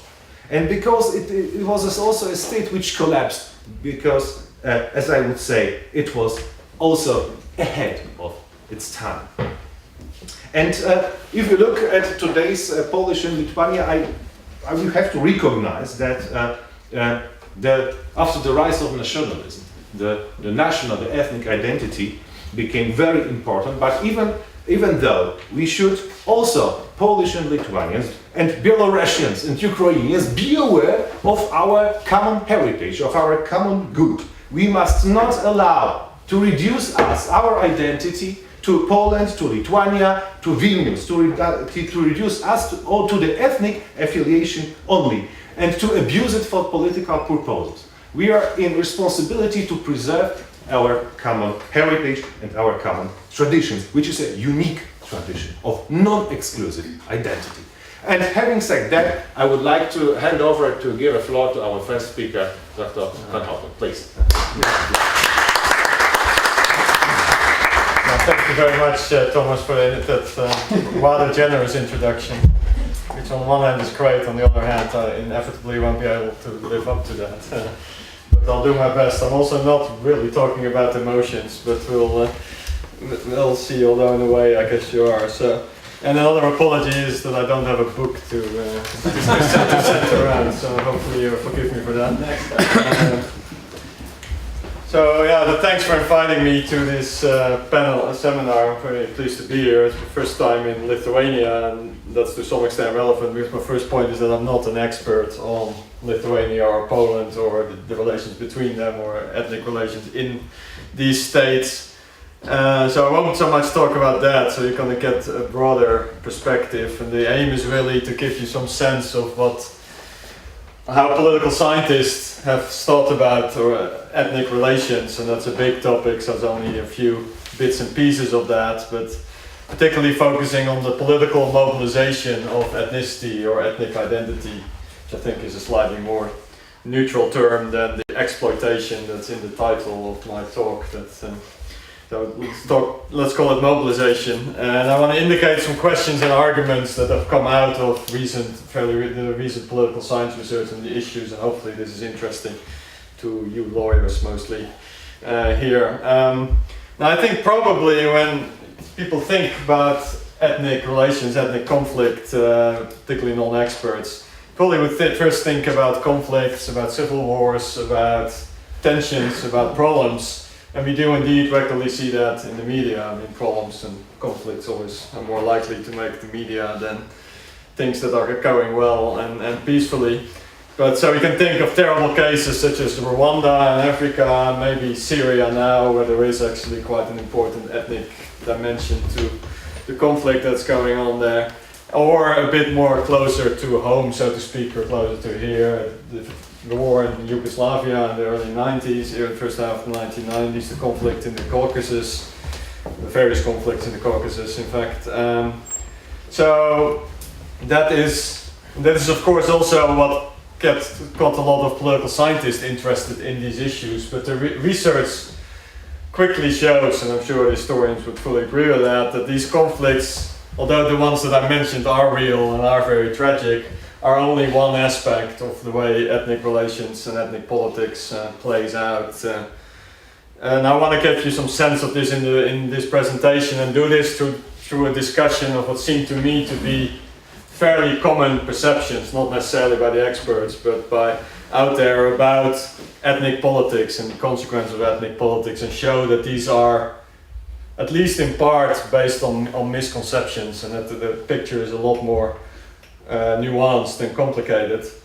And I will do that by saying something. The three issues I want to say something about are basically the formation of ethnic parties, so-called ethnic parties, parties that appeal to a specific ethnic group, usually a minority group, but you could in principle also have one that obviously tries to mobilize a larger minority, and how they try to get their support. The second issue has to do with the relation between ethnic mobilization and the stability of democracies, which has been a big concern. Once you get ethnic mobilization, this might destabilize particularly fairly new democratic states, and look a bit at the role of external actors, particularly in what the political science literature referred to as kin states. This is K-I-N, which are homelands, which is basically states that have a minority across the border. So it would be indeed Poland and the Polish minority, or Russia, and what that effect might be of having a state that's a possible interest in that on ethnic relations. So, but to start, I think the first thing to say is that certainly from most perspectives, certainly from a political science perspective, that it isn't really very surprising that ethnic identities sometimes become politically mobilized.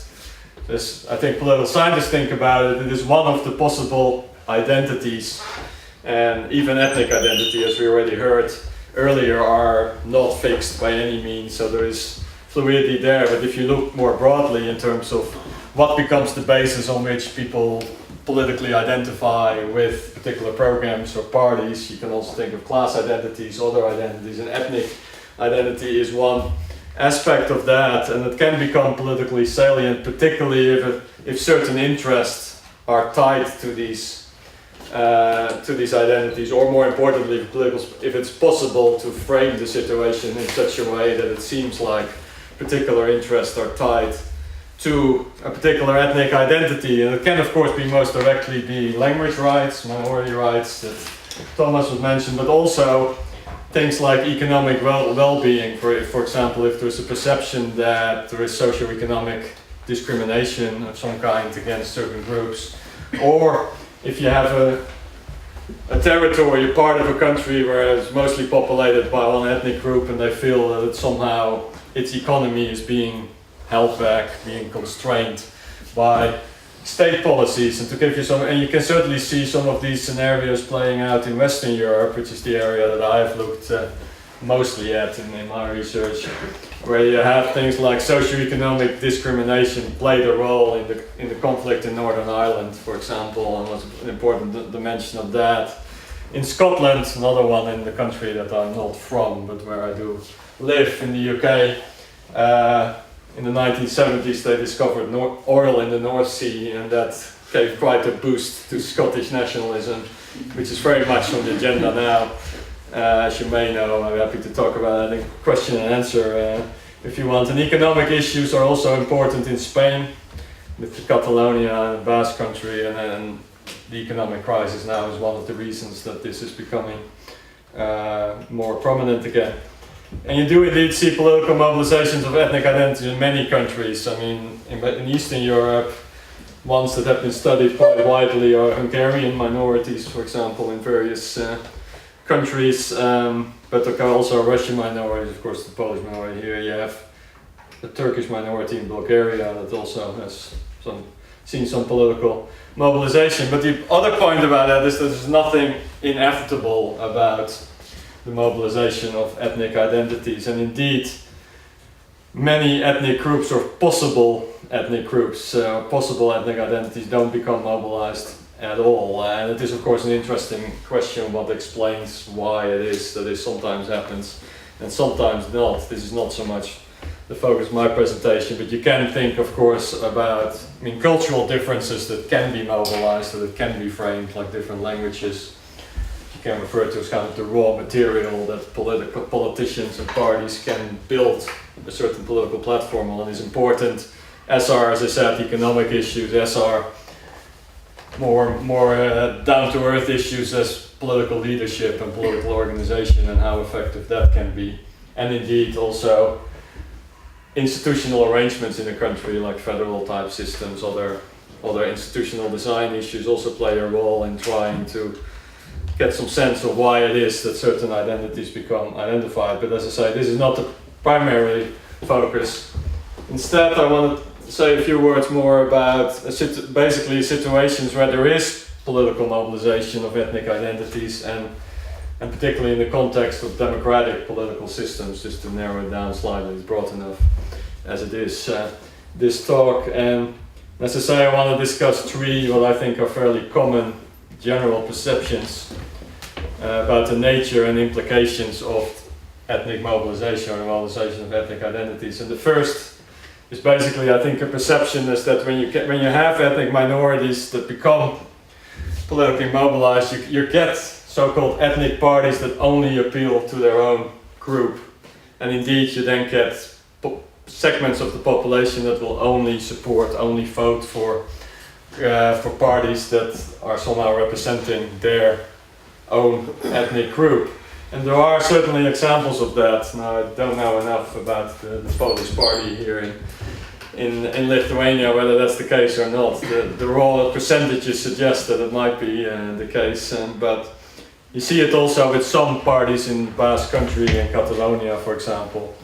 And indeed, there are arguments that particularly in newer democracies, voting for an ethnic party make actually some sense, because other kinds of parties and interests are not so clearly defined yet. Party systems haven't been consolidated yet, and so people are looking for shortcuts, as it talks about, seeing which party might actually be close to their interest, and kind of ethnic labels may actually be helpful in that. But it is also true that this perception isn't right. I mean, if you look more broadly at, you see parties that only manage to get the vote of a small percentage of their so-called, you can call it a target group, because a lot of these people might actually vote for non-ethnic parties, broader parties, other political parties. And more importantly for the discussion here is that some parties try to appeal to other voters, so they may on the surface seem to be an ethnic party, but try to appeal much more broadly. And this is actually true for parties like the Scottish National Party in a way, the Turkish party in Bulgaria, Hungarian parties in Serbia and Romania have been pointed out that they actually trying to expand their support base by, and that of course has implications for the kind of strategies they use and appeals they make. So this political mobilization varies, and a very important part of why it varies, and this would be obvious, but it's actually a bit harder to generalize about, is that these are political parties, so they engage in political competition, in party competition, so they have to react to what other parties are doing. In a lot of these cases, and again, some of the cases in Western Europe, like in Spain, are good examples. You get more than one party that tries to represent, to appeal to their own group, so they have to compete with each other. They also have to compete with quote-unquote national parties that are also trying to mobilize it. So it's a complicated political dynamic, but the consequence of that is that it isn't often that it is, you get appeals and strategies that are much more complicated than simply appeal and vote for me because I represent your Polish interest or your Scottish interest. And there is plenty of work in political science that has shown this. So that's point one. The second one is basically a perception that if you get ethnic mobilization, and ethnicity, if you want, becomes an important factor in politics and is an important dividing line between different parties, that this is something that may threaten, is a problem for democracies and for democratic stability. And there are of course examples of this. I mean, in a way, part of the dynamic in Yugoslavia can be a little bit described as that. Once you got regime change, system change going on, you get kind of a spiral of ethnic demands, if you want. There was a lot more going on, but on the surface of it you can read the situation a bit like that there. The same in Georgia, for example, and various African countries. Northern Ireland would be another and perhaps Belgium as well, which was mentioned briefly, either where you can see a language line that became institutionalized in the political system, and despite the population not caring all that much anymore about these issues, Belgium is actually in danger of splitting up as a result of the political dynamic that this has in a way unleashed. And one argument is indeed that once you get mobilization of ethnic identities, that it will lead to what the literature calls a process of outbidding, in the sense that you're going to get more and more, even if initially a party says, well, we would like some more rights, but we were happy with the rest, and another party might come up and say, well, this is not enough, you need to ask more. And if it is indeed true that parties mostly compete among the same group of voters from their own ethnic group, you might get a process by which the demands become kind of more and more radical. And that would then explain some of these examples that I mentioned. But there is other research and other studies that clearly show that this is not necessarily the case. As I already said, these parties and groups can pursue different strategies, and in the process of this they can actually become more moderate rather than more radical in their demands. And I'll give you one example. I should have brought their book, I could show around. A friend of mine who's actually at another university, not one of the two that Thomas was referring with, at University College London, Charles Stroschein, recently published a book that argues that the mobilization by Hungarian minorities in Romania and Slovakia actually, and what she talks about is not just through parties, but also through mass protests and various other ways, actually helped the consolidation of democracy in these states because it led to some concessions that moderated the demands of the majority, and interestingly enough, it also moderated the demand or the positions of other parties, because they realized that there was no point of pushing further because it might just create too much problems. Over time you get a process, and she calls it actually a process of almost an implicit deliberative process, where over time you get, because of the engagement with these issues, people realize what in a way the common ground is on which they can build their state, which is not the usual perception you get about ethnic politics, but there's an enormous load of empirical information in the book, and it looks fairly plausible.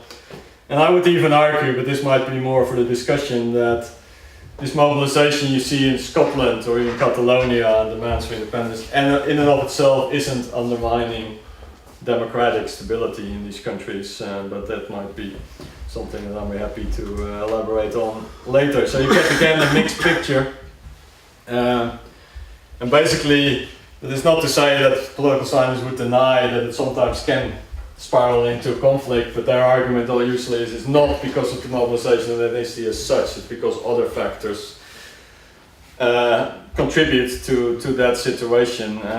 Now the third point I want to make had to do with these external actors or these kin states, where the perception is that once they get involved, or even just their presence looming over ethnic relations in a country, will make things more difficult, increases tensions. And with apologies to the Germans in the room, probably the most notorious example usually pointed out to that was the policy in the 1930s towards Sudeten Germans and various other German minorities across that became kind of an excuse, if you want, or an instrument to expand. Now this is an extreme example, but you could say something similar potentially about the role that Serbia played in the early 1990s. Hungary is regularly at least accused of trying to intervene in the affairs of various neighbor countries on behalf of their minority, of the Hungarian minorities in these countries. And this is not so much an ethnic kin state, but what Russia has been doing in Georgia with South Ossetia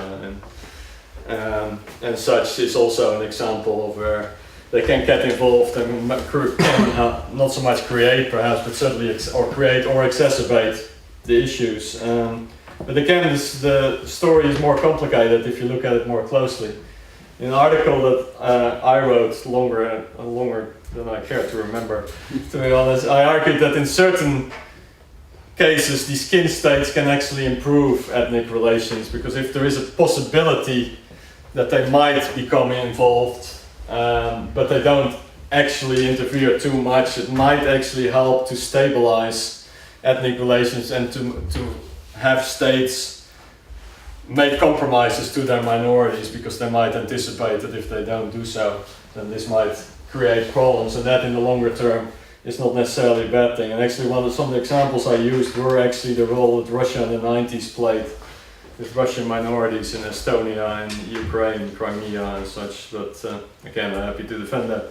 And to my pleasing surprise, a recent article in the Political Science Journal that did a very broad statistical study actually supported that argument and found that the role of kin states, particularly if they're very big and strong, actually don't necessarily increase conflict. And the point to take away is that the intentions and actions of these kind of states, these homelands or kin states, can vary. They may of course use the situation of their minorities abroad for domestic political purposes, which is quite often going on. But the question you also have to ask is, do they really ultimately want to get involved in something that can get messy abroad, and can they afford to do that? So their situation is complicated as well. So to conclude, I've tried to give you some sense of some of the issues that political scientists have looked at and are looking at in relation to this political mobilization of identities, and some of the arguments they put forward. Essentially, this gives a more nuanced picture, I think, of the nature and effects of this kind of mobilization. The big question, of course, is the follow-up question, just to anticipate that, is under what conditions do you get certain kinds of outcomes? I mean, why is it that you get sometimes something leading to conflict, sometimes don't? And this is very much, I think, certainly in my field, but also beyond political science, where research on ethnic relations is very much focused on and trying to grapple with, and much more is to be done. I did give a few suggestions in passing. For example, the responses of states towards their minorities matter. Party competition and how that plays out is a factor that you should look at. And you should indeed look at institutional arrangements and institutional designs and how that might affect, and I hope that's a natural transition to the next speaker, and some of the ways in which practices that can be done to ameliorate any, or to try to push it towards the less conflictual outcome. So I'll leave it at that, and I'll look forward to any questions and discussion.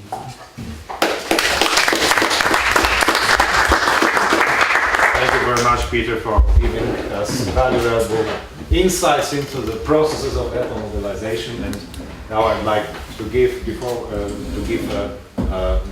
to Professor Mitja Žagar, and we will have a discussion after his presentation. So, Mitja, the floor is yours. I would be thankful if you could stick to the time limits, but we are in the Central and Eastern Europe, so relax. Actually, if I'm to follow the schedule, I'm supposed to end in 3 minutes. I'm not so sure I can do that, but I'll try my best not to be too long.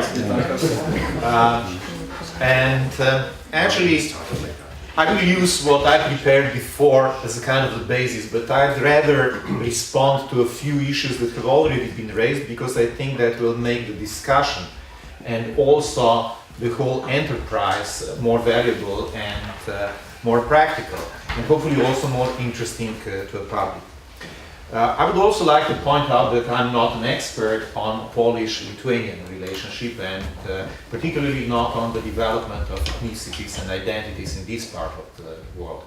However, I did study Polish-Lithuanian Commonwealth at a certain point. Namely, I did my PhD in contemporary federalism, and one of historic cases I was studying was, of course, also this specific case. And then we did a study on it again later on with Professor Wojciech Masny. So I'm aware of these historic traditions, and being aware of the historic traditions, I would probably be slightly less idealistic than you were describing them, particularly being aware of the problems that existed, of the dominance that existed, and I would say, particularly from the perspective of human rights, that's also quite important here, on the divisions and exclusions that existed within the Commonwealth. However, what was a positive tradition, I would really very much like to build upon, and it wasn't exclusive to this area of Europe, but also to some other parts of Europe, is actually the tradition of coexistence, the tradition of respect, and the tradition of cooperation. And what I would also like to add here is the tradition of actually making the borders among different groups, be them ethnic, be them religious, be them class structures, porous. Namely, there was always a way to pass from one to another, which today, particularly from this exclusivist, reductionist perception of nationalistic discourse on ethnicity, we frequently forget. And what is quite interesting is this did not only apply to ethnicity, which somehow one understands, it also applied to religion. And religion usually is probably the issue that we are not willing to negotiate much. We are not willing to negotiate on ethnicity much, but then ethnicity is also politics. When we speak of religion, we don't think that much of politics. However, again, religion also is politics. Sorry to disappoint you on that. I would like to start by stating that diversities and asymmetries actually exist in all dimensions of human life. They're actually normal phenomena and state of affairs. The perception that our societies are homogeneous, unified, unison, are actually completely against the reality that we see today. The second point that I would like to make, and this is also a kind of internal dialogue with the proposed title of my presentation, is that diversities and pluralities are the basis for different interests. And diverse interests are also possible sources of conflicts. And as a consequence, actually conflicts and crises are normal phenomena in our societies, are normal state of affairs. What actually is a problem is how we do understand and handle them. When we are speaking of ethnicity, we have to be aware of the fact that ethnicity is just a single dimension of diversities. Class, gender, whichever socially relevant characteristic you might think of can be actually used to explore how diverse our societies are. However, what is so specific with ethnicity is that ethnic identity seems to be one of the strongest collective identities that have evolved through history. In a way, how we establish ourselves as persons, as individuals, and how we do establish ourselves as collective individual entities is we compare ourselves with the others. Basically through two processes that are going on. Processes of assimilation. I want to be like the others are, that I'm taking as my role model, or dissimulation, trying to be different from them. I mean, just think of a child. Through an early development, it would be initially assimilation, and then comes the point when dissimulation actually becomes more important. And if one takes this analogy, societies are not all that much different from an individual. However, we should be aware that in societies, we should actually combine the two dimensions. One is individual dimension, and the other is communal dimension. Collective entities. And they are not mutually exclusive. Right to the contrary. In order to create the perception of relatively social safety, security that we all need, we actually need to find the best way to combine them. I would also like to say that traditionally, when we consider collective identities, we usually see them as exclusive. We usually, in a way, draw the lines of borders that divide us from the others. However, the borders are usually the issue of the perception. And here I would add to the discussion that was mentioned before, namely the difference between official histories and historiography, historic science if you wish, is that histories, particularly official histories, are constant reinterpretations from the political and social perspective of historic facts, and particularly their interpretations. And this is why in scholarly circles we can quite easily find consensus on specific historic events, on specific interpretation, though we might share different views on certain specific interpretations. However, when it comes to political discourse, to political mobilization of ethnicity, to political mobilization of history, that's a different story. Then usually some group, some political party, some elite dominates the discourse and makes it exclusive in order to somehow preserve its own monopoly of power. In this context, I would also like to point to the few characteristics of social phenomena in general that I believe are extremely important when we do discuss the issue of ethnicity, particularly considering the fact that ethnicity from the nationalistic perspective is seen as an absolute construct and concept.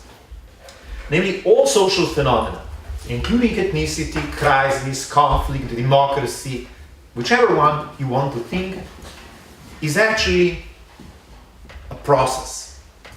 It is structured, dynamic, complex process that always involves the following dimensions. The first one is relational, social. You need to have at least two individuals, if not actual individuals, then abstract individuals, if you consider Robinson Crusoe on his island and his thoughts on the others, to create and constitute a certain phenomenon, a social one. Secondly, you need to have territorial perspective. And this was one of the perspectives that hasn't been mentioned much, but that in ethnic context actually frequently plays extremely important role, particularly when different ethnic groups are claiming the same territory. And this territory can be the actual material territory, or it can be also abstract, imaginary, imagined territory, mythical territory if you wish. And the third one, which has in a way indirectly been addressed, however we frequently forget about it, and particularly the nationalists too. And this is the temporal dimension, time. Namely, when we consider time, we have to know that each social, but also natural phenomena have their life cycle. They appear, they evolve, and they disappear. And so ethnicity should not be considered as something permanent, but rather as a transitory process that originates in something and will eventually actually transform in something else. Of course, nationalists hate that part of the argument. What again is quite interesting in this context is that actually social phenomena, even though we generalize them, we make them abstract, are actually quite concrete interpretations mostly of what is actually happening in the society. We usually construct those phenomena and concepts. And in this frame, I would like to point that actually when we are speaking of ethnicity, when we are speaking of state, when we are speaking of language, we are usually relating this concept to a particular historic formation that we know and are aware of. But at the same time, we consider it a kind of abstract, universally applicable concept, a model if you wish. On the other hand, particularly when it comes to conflicts, but it also applies to other categories and phenomena that I mentioned, we have to be aware that each phenomenon is actually a specific one, sui generis, if you wish, and that therefore, regardless of the common characteristics, one should also take into account also the specificities and differences that exist. In this context, I would like to add that somehow this is not as unknown as we consider it to be. Namely, when we try to determine ourselves, to identify ourselves, when we ask who am I, we actually would tend to realize relatively soon that we are unique, that we are similar to other persons, but that at least in some characteristics we are specific, and what applies as yardstick to the others cannot be completely and fully applied to us, and that our yardsticks are sometimes slightly different. And now I'm coming to the question that I really wanted to address in more detail, but I'll just briefly comment on it. And the question is, does ethnic conflict per se exist? Is the ethnicity in itself a reason and source of a conflict? And you would find different answers. Primordialists would claim, yes, the mere fact that ethnicity exists is the reason for the conflict. So the moment you have different ethnicities, you will have conflicts. My answer to that is, yes, there is potential for conflicts. However, ethnicity becomes important in the context of social conflict, yet then when it is mobilized by political elites, by movements, social political movements, by political parties as such. At that point, whichever social conflict actually gains its ethnic dimension and in a way transforms into ethnic conflict. Why is this so important? Because once you transform a conflict into ethnic conflict, it gains its emotional and moral dimensions.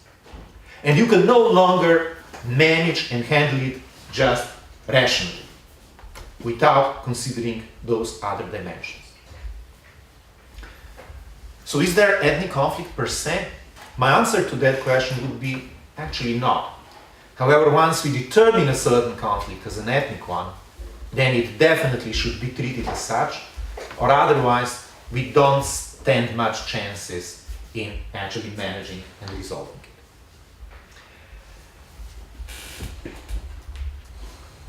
The question then is, how do we approach the conflicts? And in tradition, basically two approaches have been developed and have evolved. One was conflict management, that was actually focusing on the process and tried to prevent the escalation of the conflict. And the other one was goal-oriented, end-oriented if you wish, that was resolution of conflict. We define what conflict is, we define all sides and everything, we try to rationalize and then come to a common conclusion that will actually resolve the conflict. And mind you, in the 1980s and 1990s, the two schools were actually in severe conflict. And people so much hated each other, they wouldn't even want to sit in the same room, managers and resolutioners. And there were a few individuals who at the time were actually able to cross these borders, mostly for what has been now slightly forgotten for their personal reputation and personal histories, who were actually able to bring those different schools together, and then a new concept, or several new concepts started, of transformation, of conflict management and resolution. And then in the 1990s, also the concept of diversity management was actually introduced in the field of social sciences. The concept of diversity management was not new at that time. It was introduced in natural sciences already in the 19th century in the context of managing biodiversity. Basically, if you read Darwin carefully, you will see some references to it already. And it was quite interestingly developed in the field of forestry, because they were dealing with the actually managing of complex biosystems such as forests, and they realized that you cannot do it monodimensionally.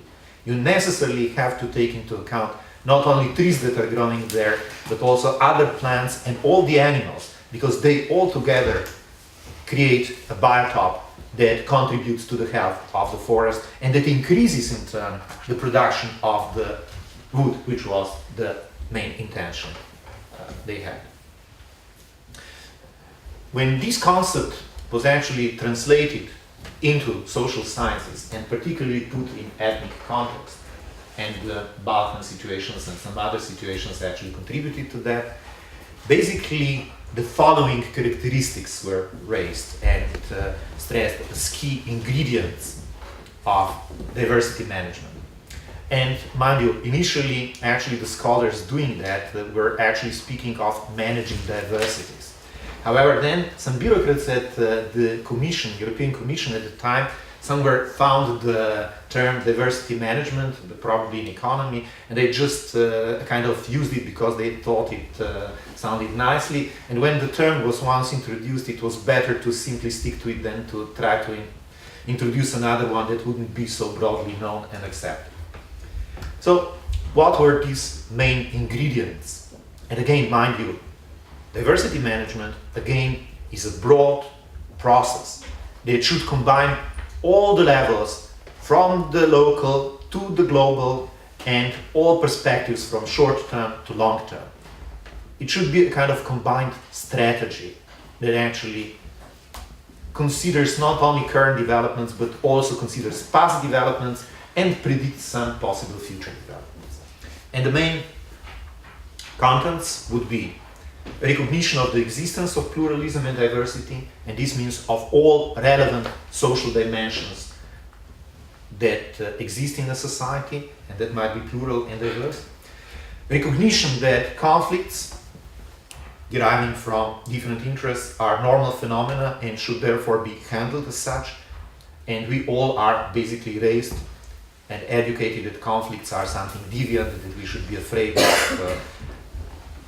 Namely, they have both negative and positive potentials, and to a large extent it depends on their management, how they're being unfolded. Then the formal recognition and knowledge about those diversities, which can then be managed in possibly democratic ways and within democratic institutions. There are different definitions of diversity management. I will just, and this will be the only part that I will be reading because I don't think I will be able to reproduce it adequately. Namely, one of the definitions that is being used is that diversity management is a permanent process that addresses all relevant issues of diversities and asymmetries in societies. It includes the regulation and management of socially relevant diversities, including the prevention, management, and resolution of crises and conflicts. It requires understanding, recognition, acceptance, and respect of diversity, modes of coexistence and cooperation, sensitivity of people to all factors that might signal escalation of crises or conflicts, and their capability to apply adequate activities and measures which would prevent such an escalation. And then I would add to this that early detection of possible escalation of conflicts is extremely important, as everybody in the community of conflict resolutioners and conflict managers basically agrees that the best chance is to to actually manage or even resolve a conflict exists at the early stage of the conflict. And if the preventive mechanisms and measures are successful, then it is quite likely that the conflict will not escalate. I would actually here like to point to another important element, and this will be the ending of my talk, though I could be speaking much longer, which I consider is quite important from this perspective. And this is how we can actually build upon the traditions. And yes, I agree that there are some extremely positive traditions that have existed in the Baltics, that have existed in the Balkans, that have existed in other parts of the world, that have somehow been forgotten. And I will now use first an example of the Balkans. Today, everybody perceives Bosnia and Herzegovina as a society which is constantly torn by ethnic conflict, to a large extent violent one. As a matter of fact, as late as in the 19th century, Jews prosecuted in Western Europe found their refuge, their safe haven inside it.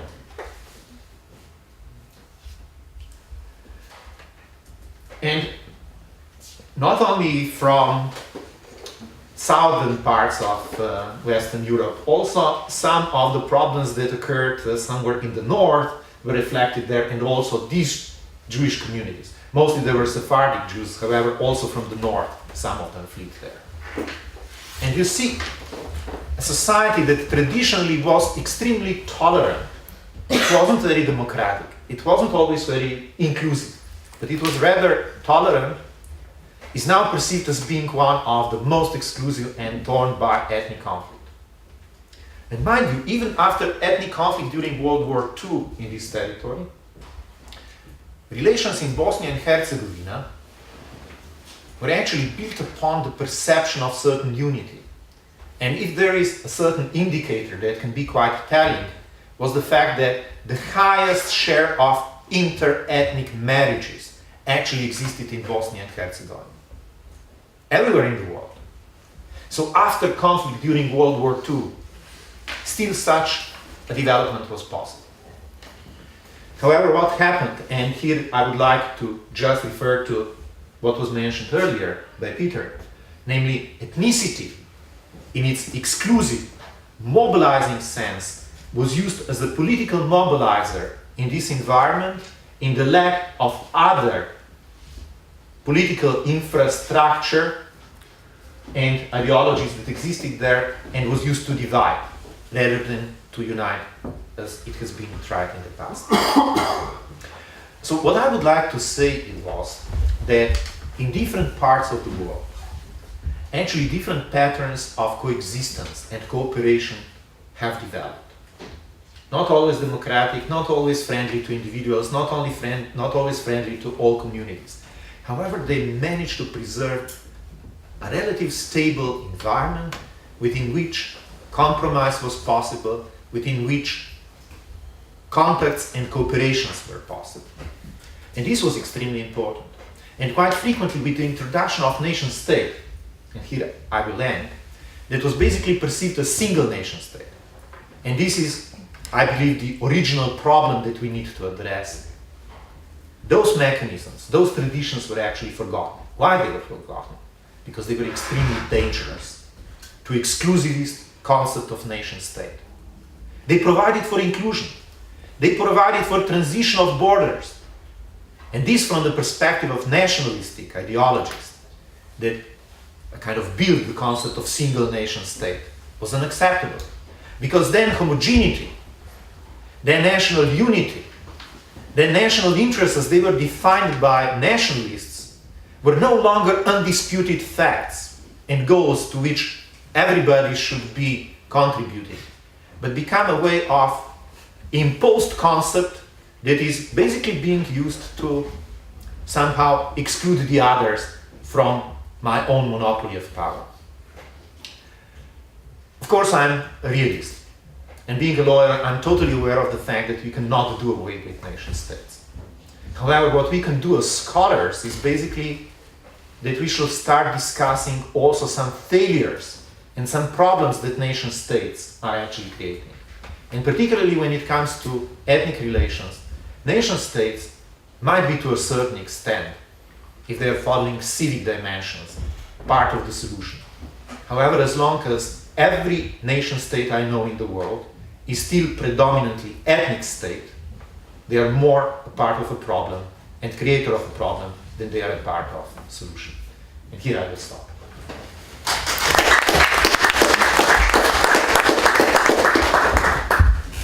Thank you very much for your comments. Thank you very much for reminding us that ethnicity has its own life cycle, because it seems so deeply ingrained, almost unremovable in our current public discourse. And I would like to make one remark. Of course, I can claim that I'm idealist.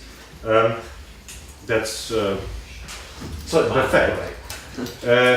But I said the tradition of diversity of a Polish-Lithuanian or Lithuanian-Polish Commonwealth is a myth.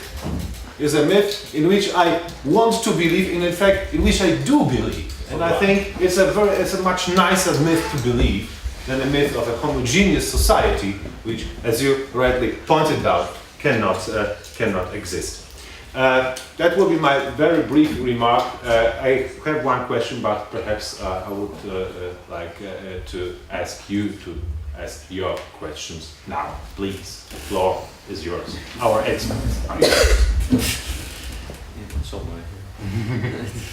I have also some questions, but maybe later. Okay, so just I would propose that we collect, and then I will give the floor to you. Please, Justyna. I will be first, okay. So, my name is Justyna Adamic. I'm from University of Vilnius, Faculty of Law and Administration. I'm a student. And maybe I want to try to review these meetings, because for me it's really important. And my personal experience, according first panel as well as second panel in summary. I will try really in short. And in first presentation, in first panel, you first paper, professor told that Vilnius is tolerant city. That's true.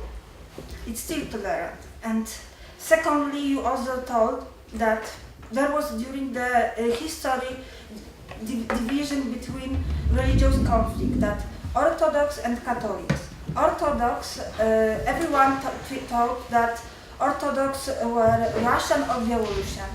Catholics, Poles, were Lithuanians. My question, were Lithuanians? I will try explain in the second part of my presentation, short presentation. And yes, I'm a bit stressed, but I will try my best to explain everything. In second presentation during first panel, professor told that what is the reason to be Lithuanian? The reason to be Lithuanian is freedom. It's freedom because if we know history, I know history very well, and also in second presentation you told that Polish Poles know much more history than Lithuanians. Poland. It was in first or second paper, and maybe I will try to now go to the second panel. Sorry that I mix everything, but I will try to say everything the best I can.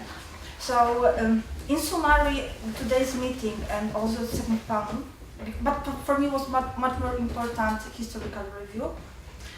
I want to say that last year I was studying in Maastricht and I became Lithuanian friends.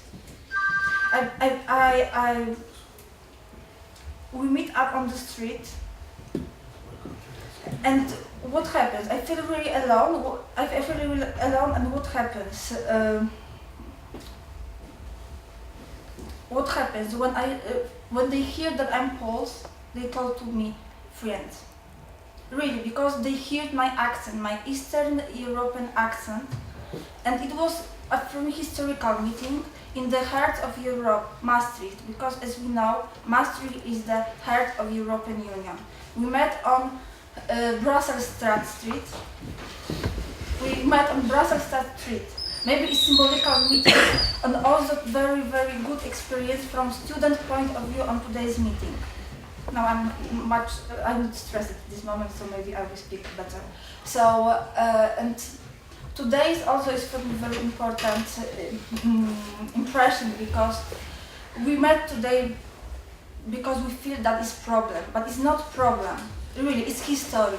And people who knows history, as me, I think that I know a lot, maybe not everything, but a lot, respect everything.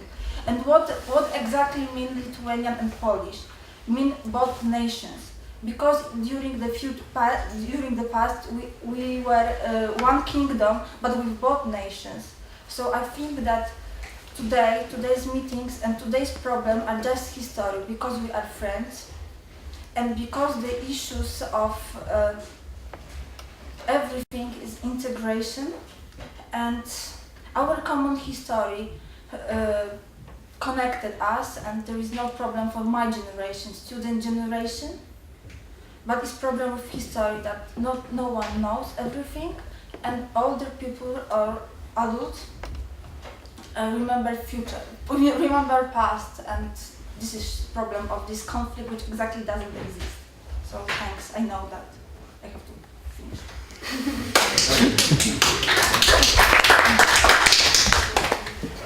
Thank you very much for your very personal remarks. Yes, it's my personal. And any other questions?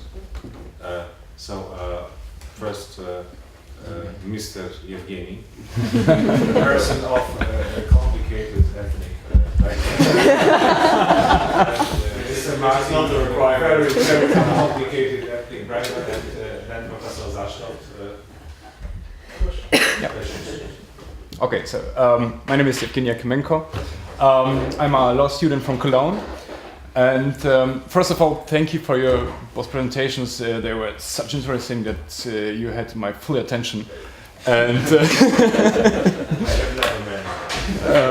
That late in the afternoon.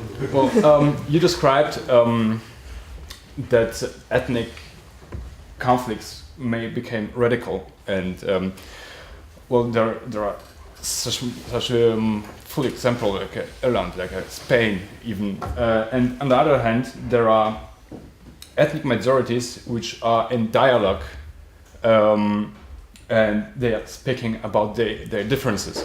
So my question is, well, you speak about the history, about the about that what happens, but my question is, well, the war, the conflict in former Yugoslavia ended 1995, and well, now in Bosnia and Herzegovina there live a generation who still remembers a time where the majorities lived together, and now after 95 there is a new generation of younger people who even doesn't know the old structure, the old country, and who lives now in two different parts, Republika Srpska and Bosnia and Herzegovina. So my question is, what is your expectation? What do you expect from the new generation which live now in this country? So will it become, will it explode like a volcano? Because it's the difference are cooking now in this country, and will it explode? Or on the other hand, will they live in dialogue and maybe build some country of freedom? Thank you very much for the office. Thank you. Yeah, my name is Martin Bongas. I'm also from the University of Cologne, also a law student. I'd just like to address Professor van Houten briefly, because, well, you mentioned the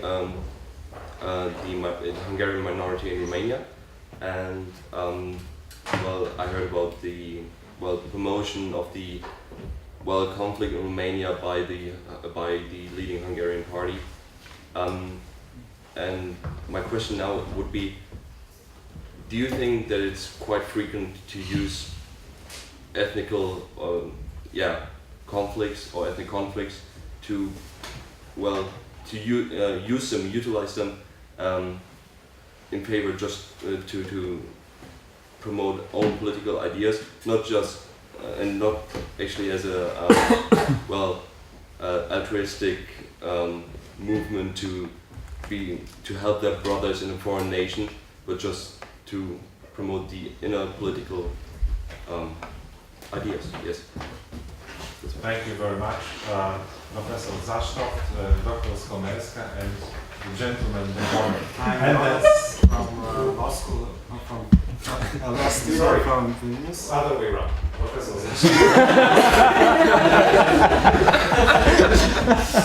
It's according to the schedule, so. I have three questions and one remark. First question is about the kin states.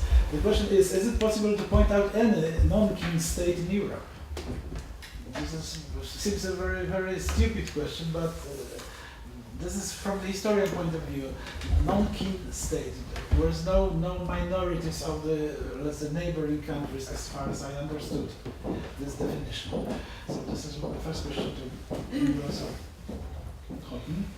And then the question about the time. That's the question to both of you, I think. Because I think that the factor of the time is the most important in this ethnic conflicts. And I can imagine that in, let's say, in future, that might be possible to create an European identity. It's only the question of time. So this is the so what is your time perspective for such a European identity? The third question is to Professor Žagar. Is it possible to rethink the Balkan model, or at least to create any model of Balkan situation? Because as far as I know, I'm not an expert in Balkans, but this version is so complex and so multi, let's say, levels, politically, ethnically, religiously, and so on, so on. So is it possible to create any political model of the situation? And one remark was that Professor Žagar said that each ethnic conflict, each conflict ends as an ethnic, and I absolutely disagree. No. My conflict with my wife never ended. It was always economical or social. May I just, as a point of verification, so that it is not misunderstood, I said that every conflict can be interpreted as ethnic if parties bring that dimension to it, or outside observers, I will add now, because I didn't speak of outside observers before, but the same happens if outside observers actually determine certain conflict as ethnic.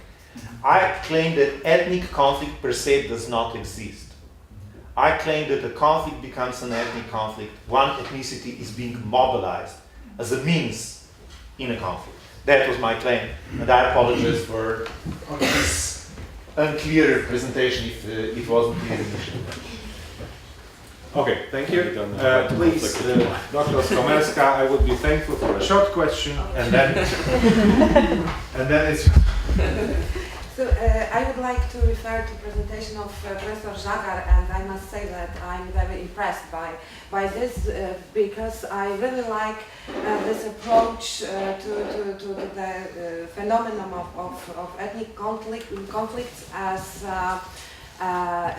dynamic phenomenon, and also to the identity, this collective and individual identity as something which is quite flexible. And I got one question, because for me the conclusion is that there is a possibility to create cosmopolitan society within national state. Yes? Is it your conclusion? And do you think, because our legal reality, especially in international public law, is based on national state, the state which is connected with ethnic identity, And is it possible to transform it? Whether we are maybe already we are in a period of transformation, because as we can see, the young generation, if I may, is outside this understanding of national state as ethnic community. And what do you think about European identity? Is it possible to create this kind of identity? Because I think that there are two directions of the process, that this small identity, I mean regional one, is stronger and stronger, even more strong than this national identity, and on the other side we've got a new identity, European identity. And how do you see our future social environment, and also what the legal changes should be to make this all change possible? That's all. Thank you. Thank you very much. I must admit, I have up to now very seldom experienced European identity, but I quite often did experience Eastern European identity, which is also That's right. mine. Please. So, my question is very short. So, regarding national politics, national political agenda, what would be your solutions how to transform support from ethnic parties to conventional parties? Thank you very much. I would like to finish with questions and give the experts the opportunity to answer. Each of you has 7 minutes. Please, Pieter. Oh, I thought you were going to ask me a question. 7 minutes. Now, hopefully I can do this quicker. I'll start.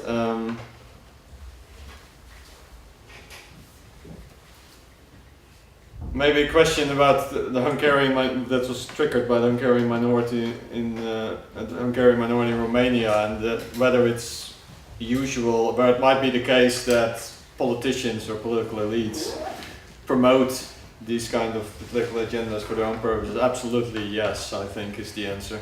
As most political scientists, I think, are extremely cynical about the motives of most politicians. So I think that that doesn't apply to all, and it is not exclusively one or the other either. I mean, it is, but I think it is true that if you start engaging, particularly in a democratic or any kind of political context, even if you believe strongly in it, you have to care about getting power, and that may require you to do certain things. And I think it is true that in many of these cases, and arguably a good example of this would be Milosevic in Yugoslavia. There was very little evidence before the mid to late 80s that he cared at all about nationalist issues, and then he suddenly became this great nationalist politician, and that seemed to be the route to stay in power. That's one reading of what is going on. So I think yes, but the interesting thing about that is that is also exactly the reason for why this doesn't necessarily need to get out of hand, so to speak, because it might very well, and that was partly what I was referring to when we talked about how party competition comes in, because that kind of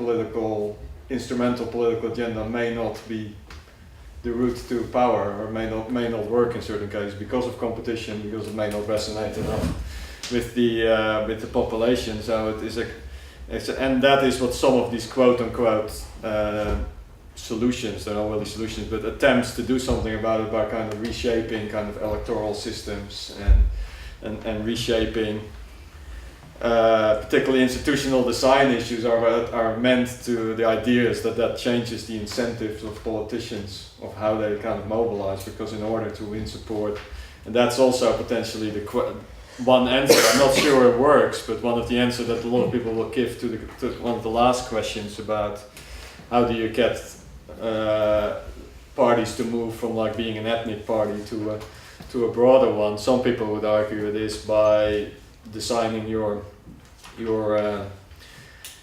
political systems in ways. So some people say presidential systems can actually potentially help with this, because presidential system is a winner-take-all kind of election, so you have to appeal quite broadly to be able to win. You can put rules into place that essentially make sure that any party or any person coming in needs support from various parts of the country if your ethnic groups are territorially concentrated.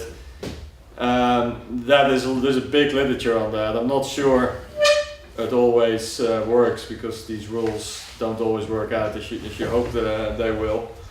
Then there are others that say, take a different track and say, well, ethnic parties as such are not the problem. I mean, as I say, because if they are part of a process, if it's just one voice in a process where other parties compete along other lines and they just have to interact with each other and have to go into coalition with each other if they want to get in government, it's not so much of a problem, and it might actually be better to get these voices heard and be represented in the political system rather than somewhat trying to push them away. But that's what I would say to that question. About the kin state question was interesting. So I hadn't really thought about this. Probably in some kind of historical, I can see how it comes from an historian. From some kind of historical process, it's probably true that you can always point out some population groups that may have links to. Now, in practice, of course, it's not always clear. There's a lot of these states, these nation states that have been talked about, and you're developed relatively late, and so it's only by some historical slide that you can say they somehow, part of their population is located in a different territory because they never really controlled it in any way. And what nation states often were about, certainly in Western Europe, was actually going from smaller units and trying to create that nation through explicit policies to do with education, language policy, military subscription, all kinds of the usual factors that people point out. But it is an interesting one. I'm not sure, are there any Spanish living outside Spain? In a way, probably there are. And so it's hard to think of a specific example, but if you can think of an example in a way, that just makes my point stronger. There is no such a state in Europe which is not a non-kin, which is, let's say, non-kin state. Well, if you accept that, I don't know. I don't remember in the history, and I don't know now. Well, that's fine. I mean, that reinforces the point that having this relation with an outside state that might potentially have some population group that it feels attached to and that it can support isn't necessarily leading to conflict, because if that's true, then it's even stronger. Then it's even more the exception when it happens rather than the rule. Huh? So in that sense, European identity came up in two of the questions. I just have my go at that. It'll be interesting to see what Mitja has to say. It is of course a big question about the EU, and a lot of people saying that's what you actually need for the EU ultimately to function and become fully democratic, and there's a whole debate about that. What we know historically, I think, is that in some cases it can take a long time, and I partly refer to, we may think of France and or as the stereotypical example of a nation state, but that was actually a very difficult process to get this quote-unquote homogeneous state constructed. So that suggests it would take a long time. But on the other hand, and it partly gets to your question actually, we also see sometimes quite quick and radical changes of primary identification, at least, and I think former Yugoslavia would be the case for that. Now the tragic bit of that is, I think, and it happens in history, but usually, as far as I can, usually happens when there is conflict, and there is some serious conflict, and that becomes kind of a reason to start identifying different, to mobilize. So I don't think I should promote here that would be a good idea for Europe to get into some major conflict with some other part of the world, but historically, that is probably what would the best boost to the European identity would be a war with the US or something, but that's not probably such a good idea. So in the absence of that... We have such idea that we have to introduce war to the United States and then let them get in and stay here. Well, there's this film with Pieter in the 60s where some very tiny country decides that they have an economic problem and decide the good thing to do is what they do, they invade the state, lose, and then get rebuilt like Germany and Japan and become rich. So maybe that's that works. So that's, but in the absence of that, I think, but I'm actually not convinced with the premise of this argument, which is that you need this European identity somehow, particularly in some kind of more ethnic type of form, for the EU to work better. But that's another discussion. Thank you very much. May I also have 10 minutes? Yes. Yes, definitely. Okay. No, that's why I asked, so that I can see whether I can at least attempt to answer all of the questions or just basically limit to a few. I'll try with all of them. Briefly and in a way of headlines, and later on, if there is interest, we can probably discuss some of the issues a little bit more in detail. The first comment was very interesting. Do these ethnic and other diversities and differences matter for younger generations? Particularly if they consider themselves global and they live to a large extent in virtual reality. In daily life, probably not. However, once they become politically and socially relevant, they will probably play out. And we can see that by the fact that also within ethnic conflict, nationalistic parties, you would also have youth participating and benefiting from such concepts. So I would guess that people are willing to use several concepts, even those they disagree with, as Milosevic did with the nationalism in the 70s and early 80s, when they find them useful. However, nationalism is an extremely dangerous beast. Once you try to ride it, it basically gets hold of you. And you have to be more and more radical to attract the followers. And you can no longer escape. So in a way you are trapped in your own trap, and you have to follow a certain policy, even you do not believe in it, because it is pragmatically, from your position, seen as something that will benefit you. So my answer to your question would be, it is extremely important to know that, to be aware of the possible dangers and problems that such exclusive concepts might bring, that references to historical hatred and problems might bring, because this might definitely also affect you. And I would suggest, and here I would like to point that social science can never be neutral. As a person, I would act and do everything that is in my power to actually help building the common ground for cooperation and coexistence. So I would try not to ignore the problem if it exists, but rather to fight it. When it comes to the capacity of post-war generations to resolve the problem, I actually have to say that I'm not truly an optimist in this context, referring to Bosnia and Herzegovina. Why? Because in the state of Bosnia and Herzegovina, Federation and the Republic of Srpska, you have for the time being no common framework that would actually point to common interests. What the international community did successfully was it stopped conflict. It created a kind of mechanisms that, at least in the short term, did not escalate it again to the level of violent conflict. However, what the international community, as well as all internal actors, failed to do is to create a common framework based upon long-term common interests. The reason why internal factors didn't do so, because particularly national and nationalist elites are actually benefiting from the current situation, and it is not in their interest to create such a common framework because it would reduce their influence and grasp on power. And the international community failed miserably, in my view, for not recognizing and for not realizing and recognizing that fact, and then doing something to actually address it properly. And what also international community did is, right now we are all focusing on the crisis in Philippines, and we completely forgot about the miserable situation in some other parts, let's say some parts of,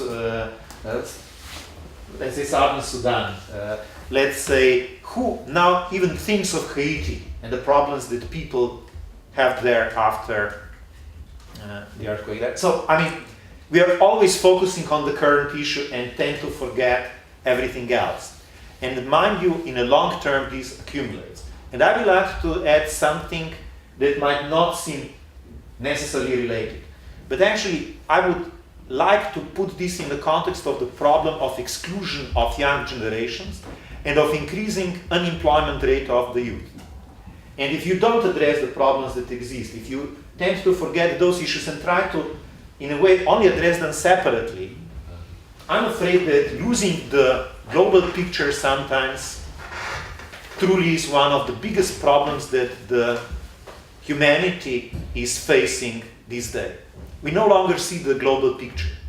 We think that the global grand ideologies and theories are time of the past, and we have produced nothing to replace them and to address such problems as are inclusion of youth, inclusion of the excluded in general, the issue of climate changes, and so on. I would agree with the issue of kin states. Every state in Europe is ethnically, culturally, religiously plural. Iceland was considered to be a relatively homogeneous one, however, the new statistics show that it no longer is. And I'm not aware of any other that even claimed to be such, though nationalists and political elites frequently do so. I mean, just think of your own cases of Poland, Lithuania, Germany at certain points, and how certain leaders were claiming Lithuania for Lithuanians, Germany for Germans, Poland for Poles. And quite frequently, this was not only internally oriented, but was also in a way hegemonic, because it also included our kin living on the other side of the border. And Anschluss and the reaction in Sudetenland was just one historic example of that. In the past, you have several of them. On the other hand, you also have the cases of clear-cut genocide, for example, how the colonizers handled some issues, for example, how the native populations were handled in North America, how Aborigines were treated in Australia, and so on. So this concept of exclusivity and homogeneity was somehow deeply inserted in our brain and in our patterns of thought, particularly through educational system and socialization. So I think quite frequently when we discuss those issues, we kind of tend to confuse ideal models with the actual reality. And we tend to believe that something that is spread by political ideologies, by the educational system and so on, is actually the reality. Homogeneous nation states have never been the reality. They have just been the projections of those that were preceding them.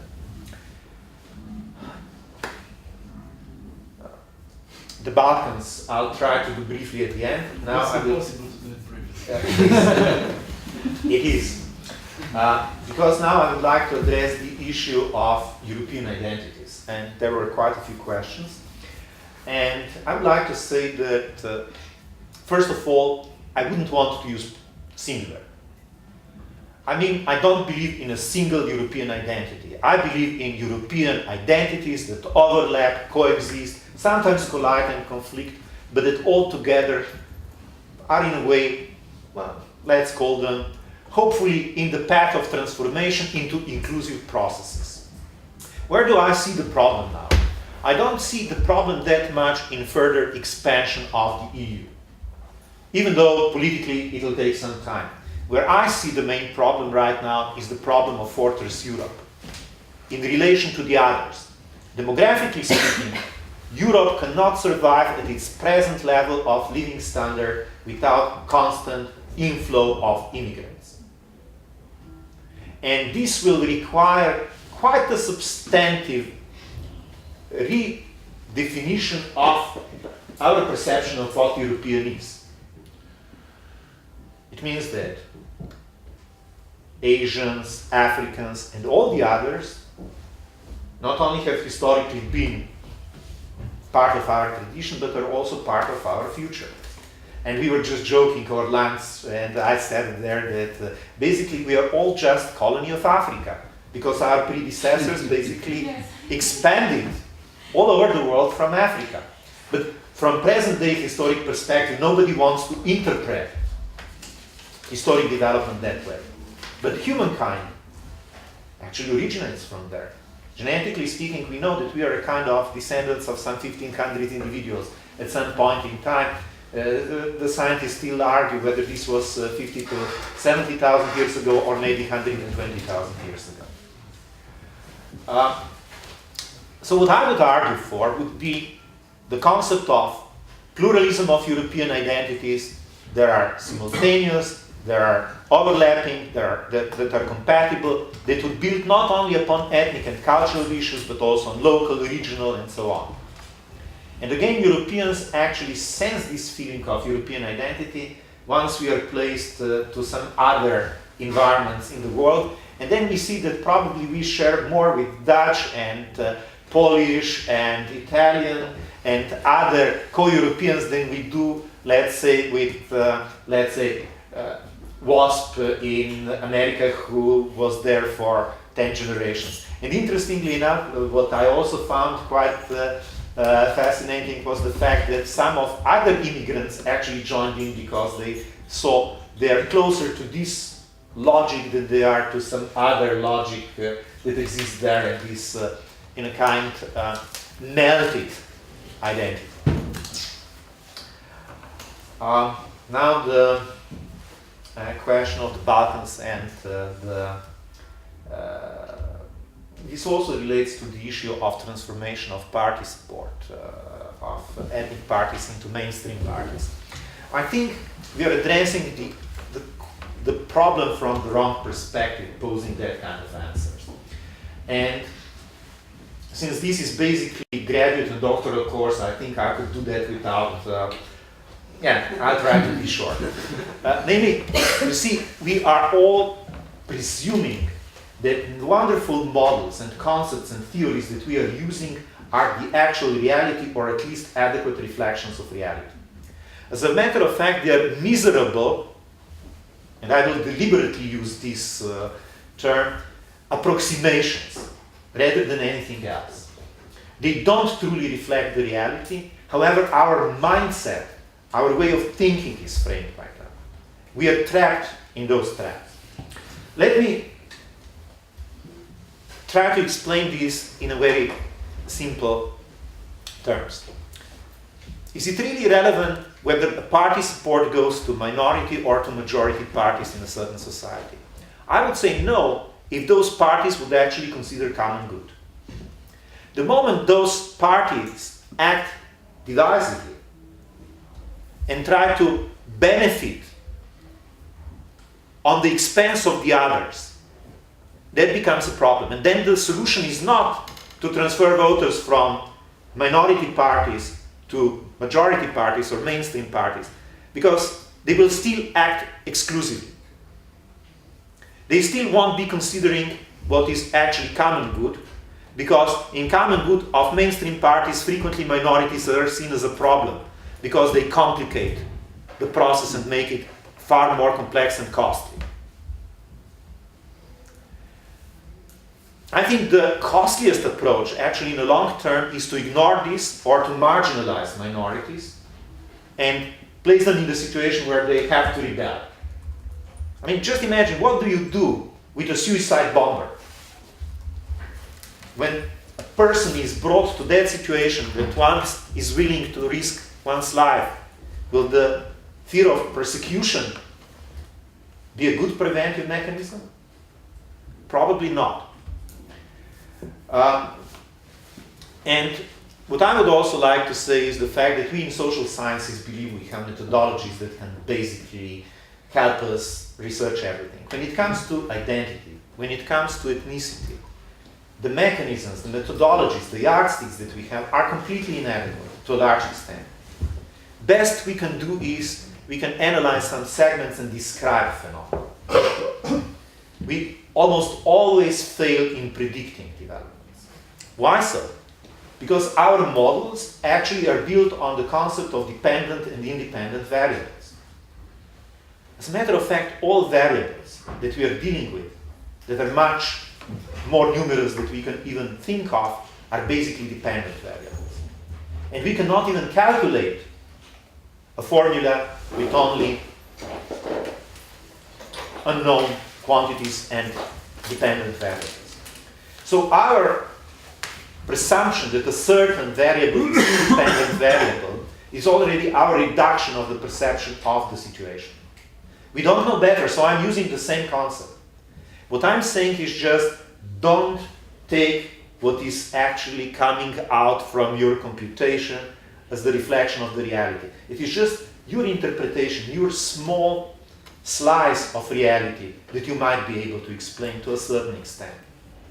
Of course, I don't explain that to undergraduates and to master students usually, but here it is a doctoral seminar, and I think it is good that we actually also address some of those issues.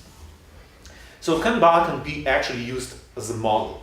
In a way, yes. And why so? Because it constantly functions in a situation where all the states are considered failed states, where everything is considered to be non-functional, and people still find their ways to survive. Sometimes they live on a very good level. Yeah, sometimes they can actually provide for a reasonably decent existence. In a situation that is completely unstable and that for somebody living in Germany would be a nightmare. Or even for somebody living in Slovenia would be a nightmare. I would love to live on. I love Balkans as well. What I'm trying to say is sometimes what we are truly limited with is our perspective. And I mean, as a scholar, I like my models, I like my concepts, I like my methodologies, but at the same time, dealing with practical conflicts in different parts of the world, dealing with daily situations, I figured out that theoretical models could be marvelous. However, you always have to adjust them to a specific situation and to specific circumstances.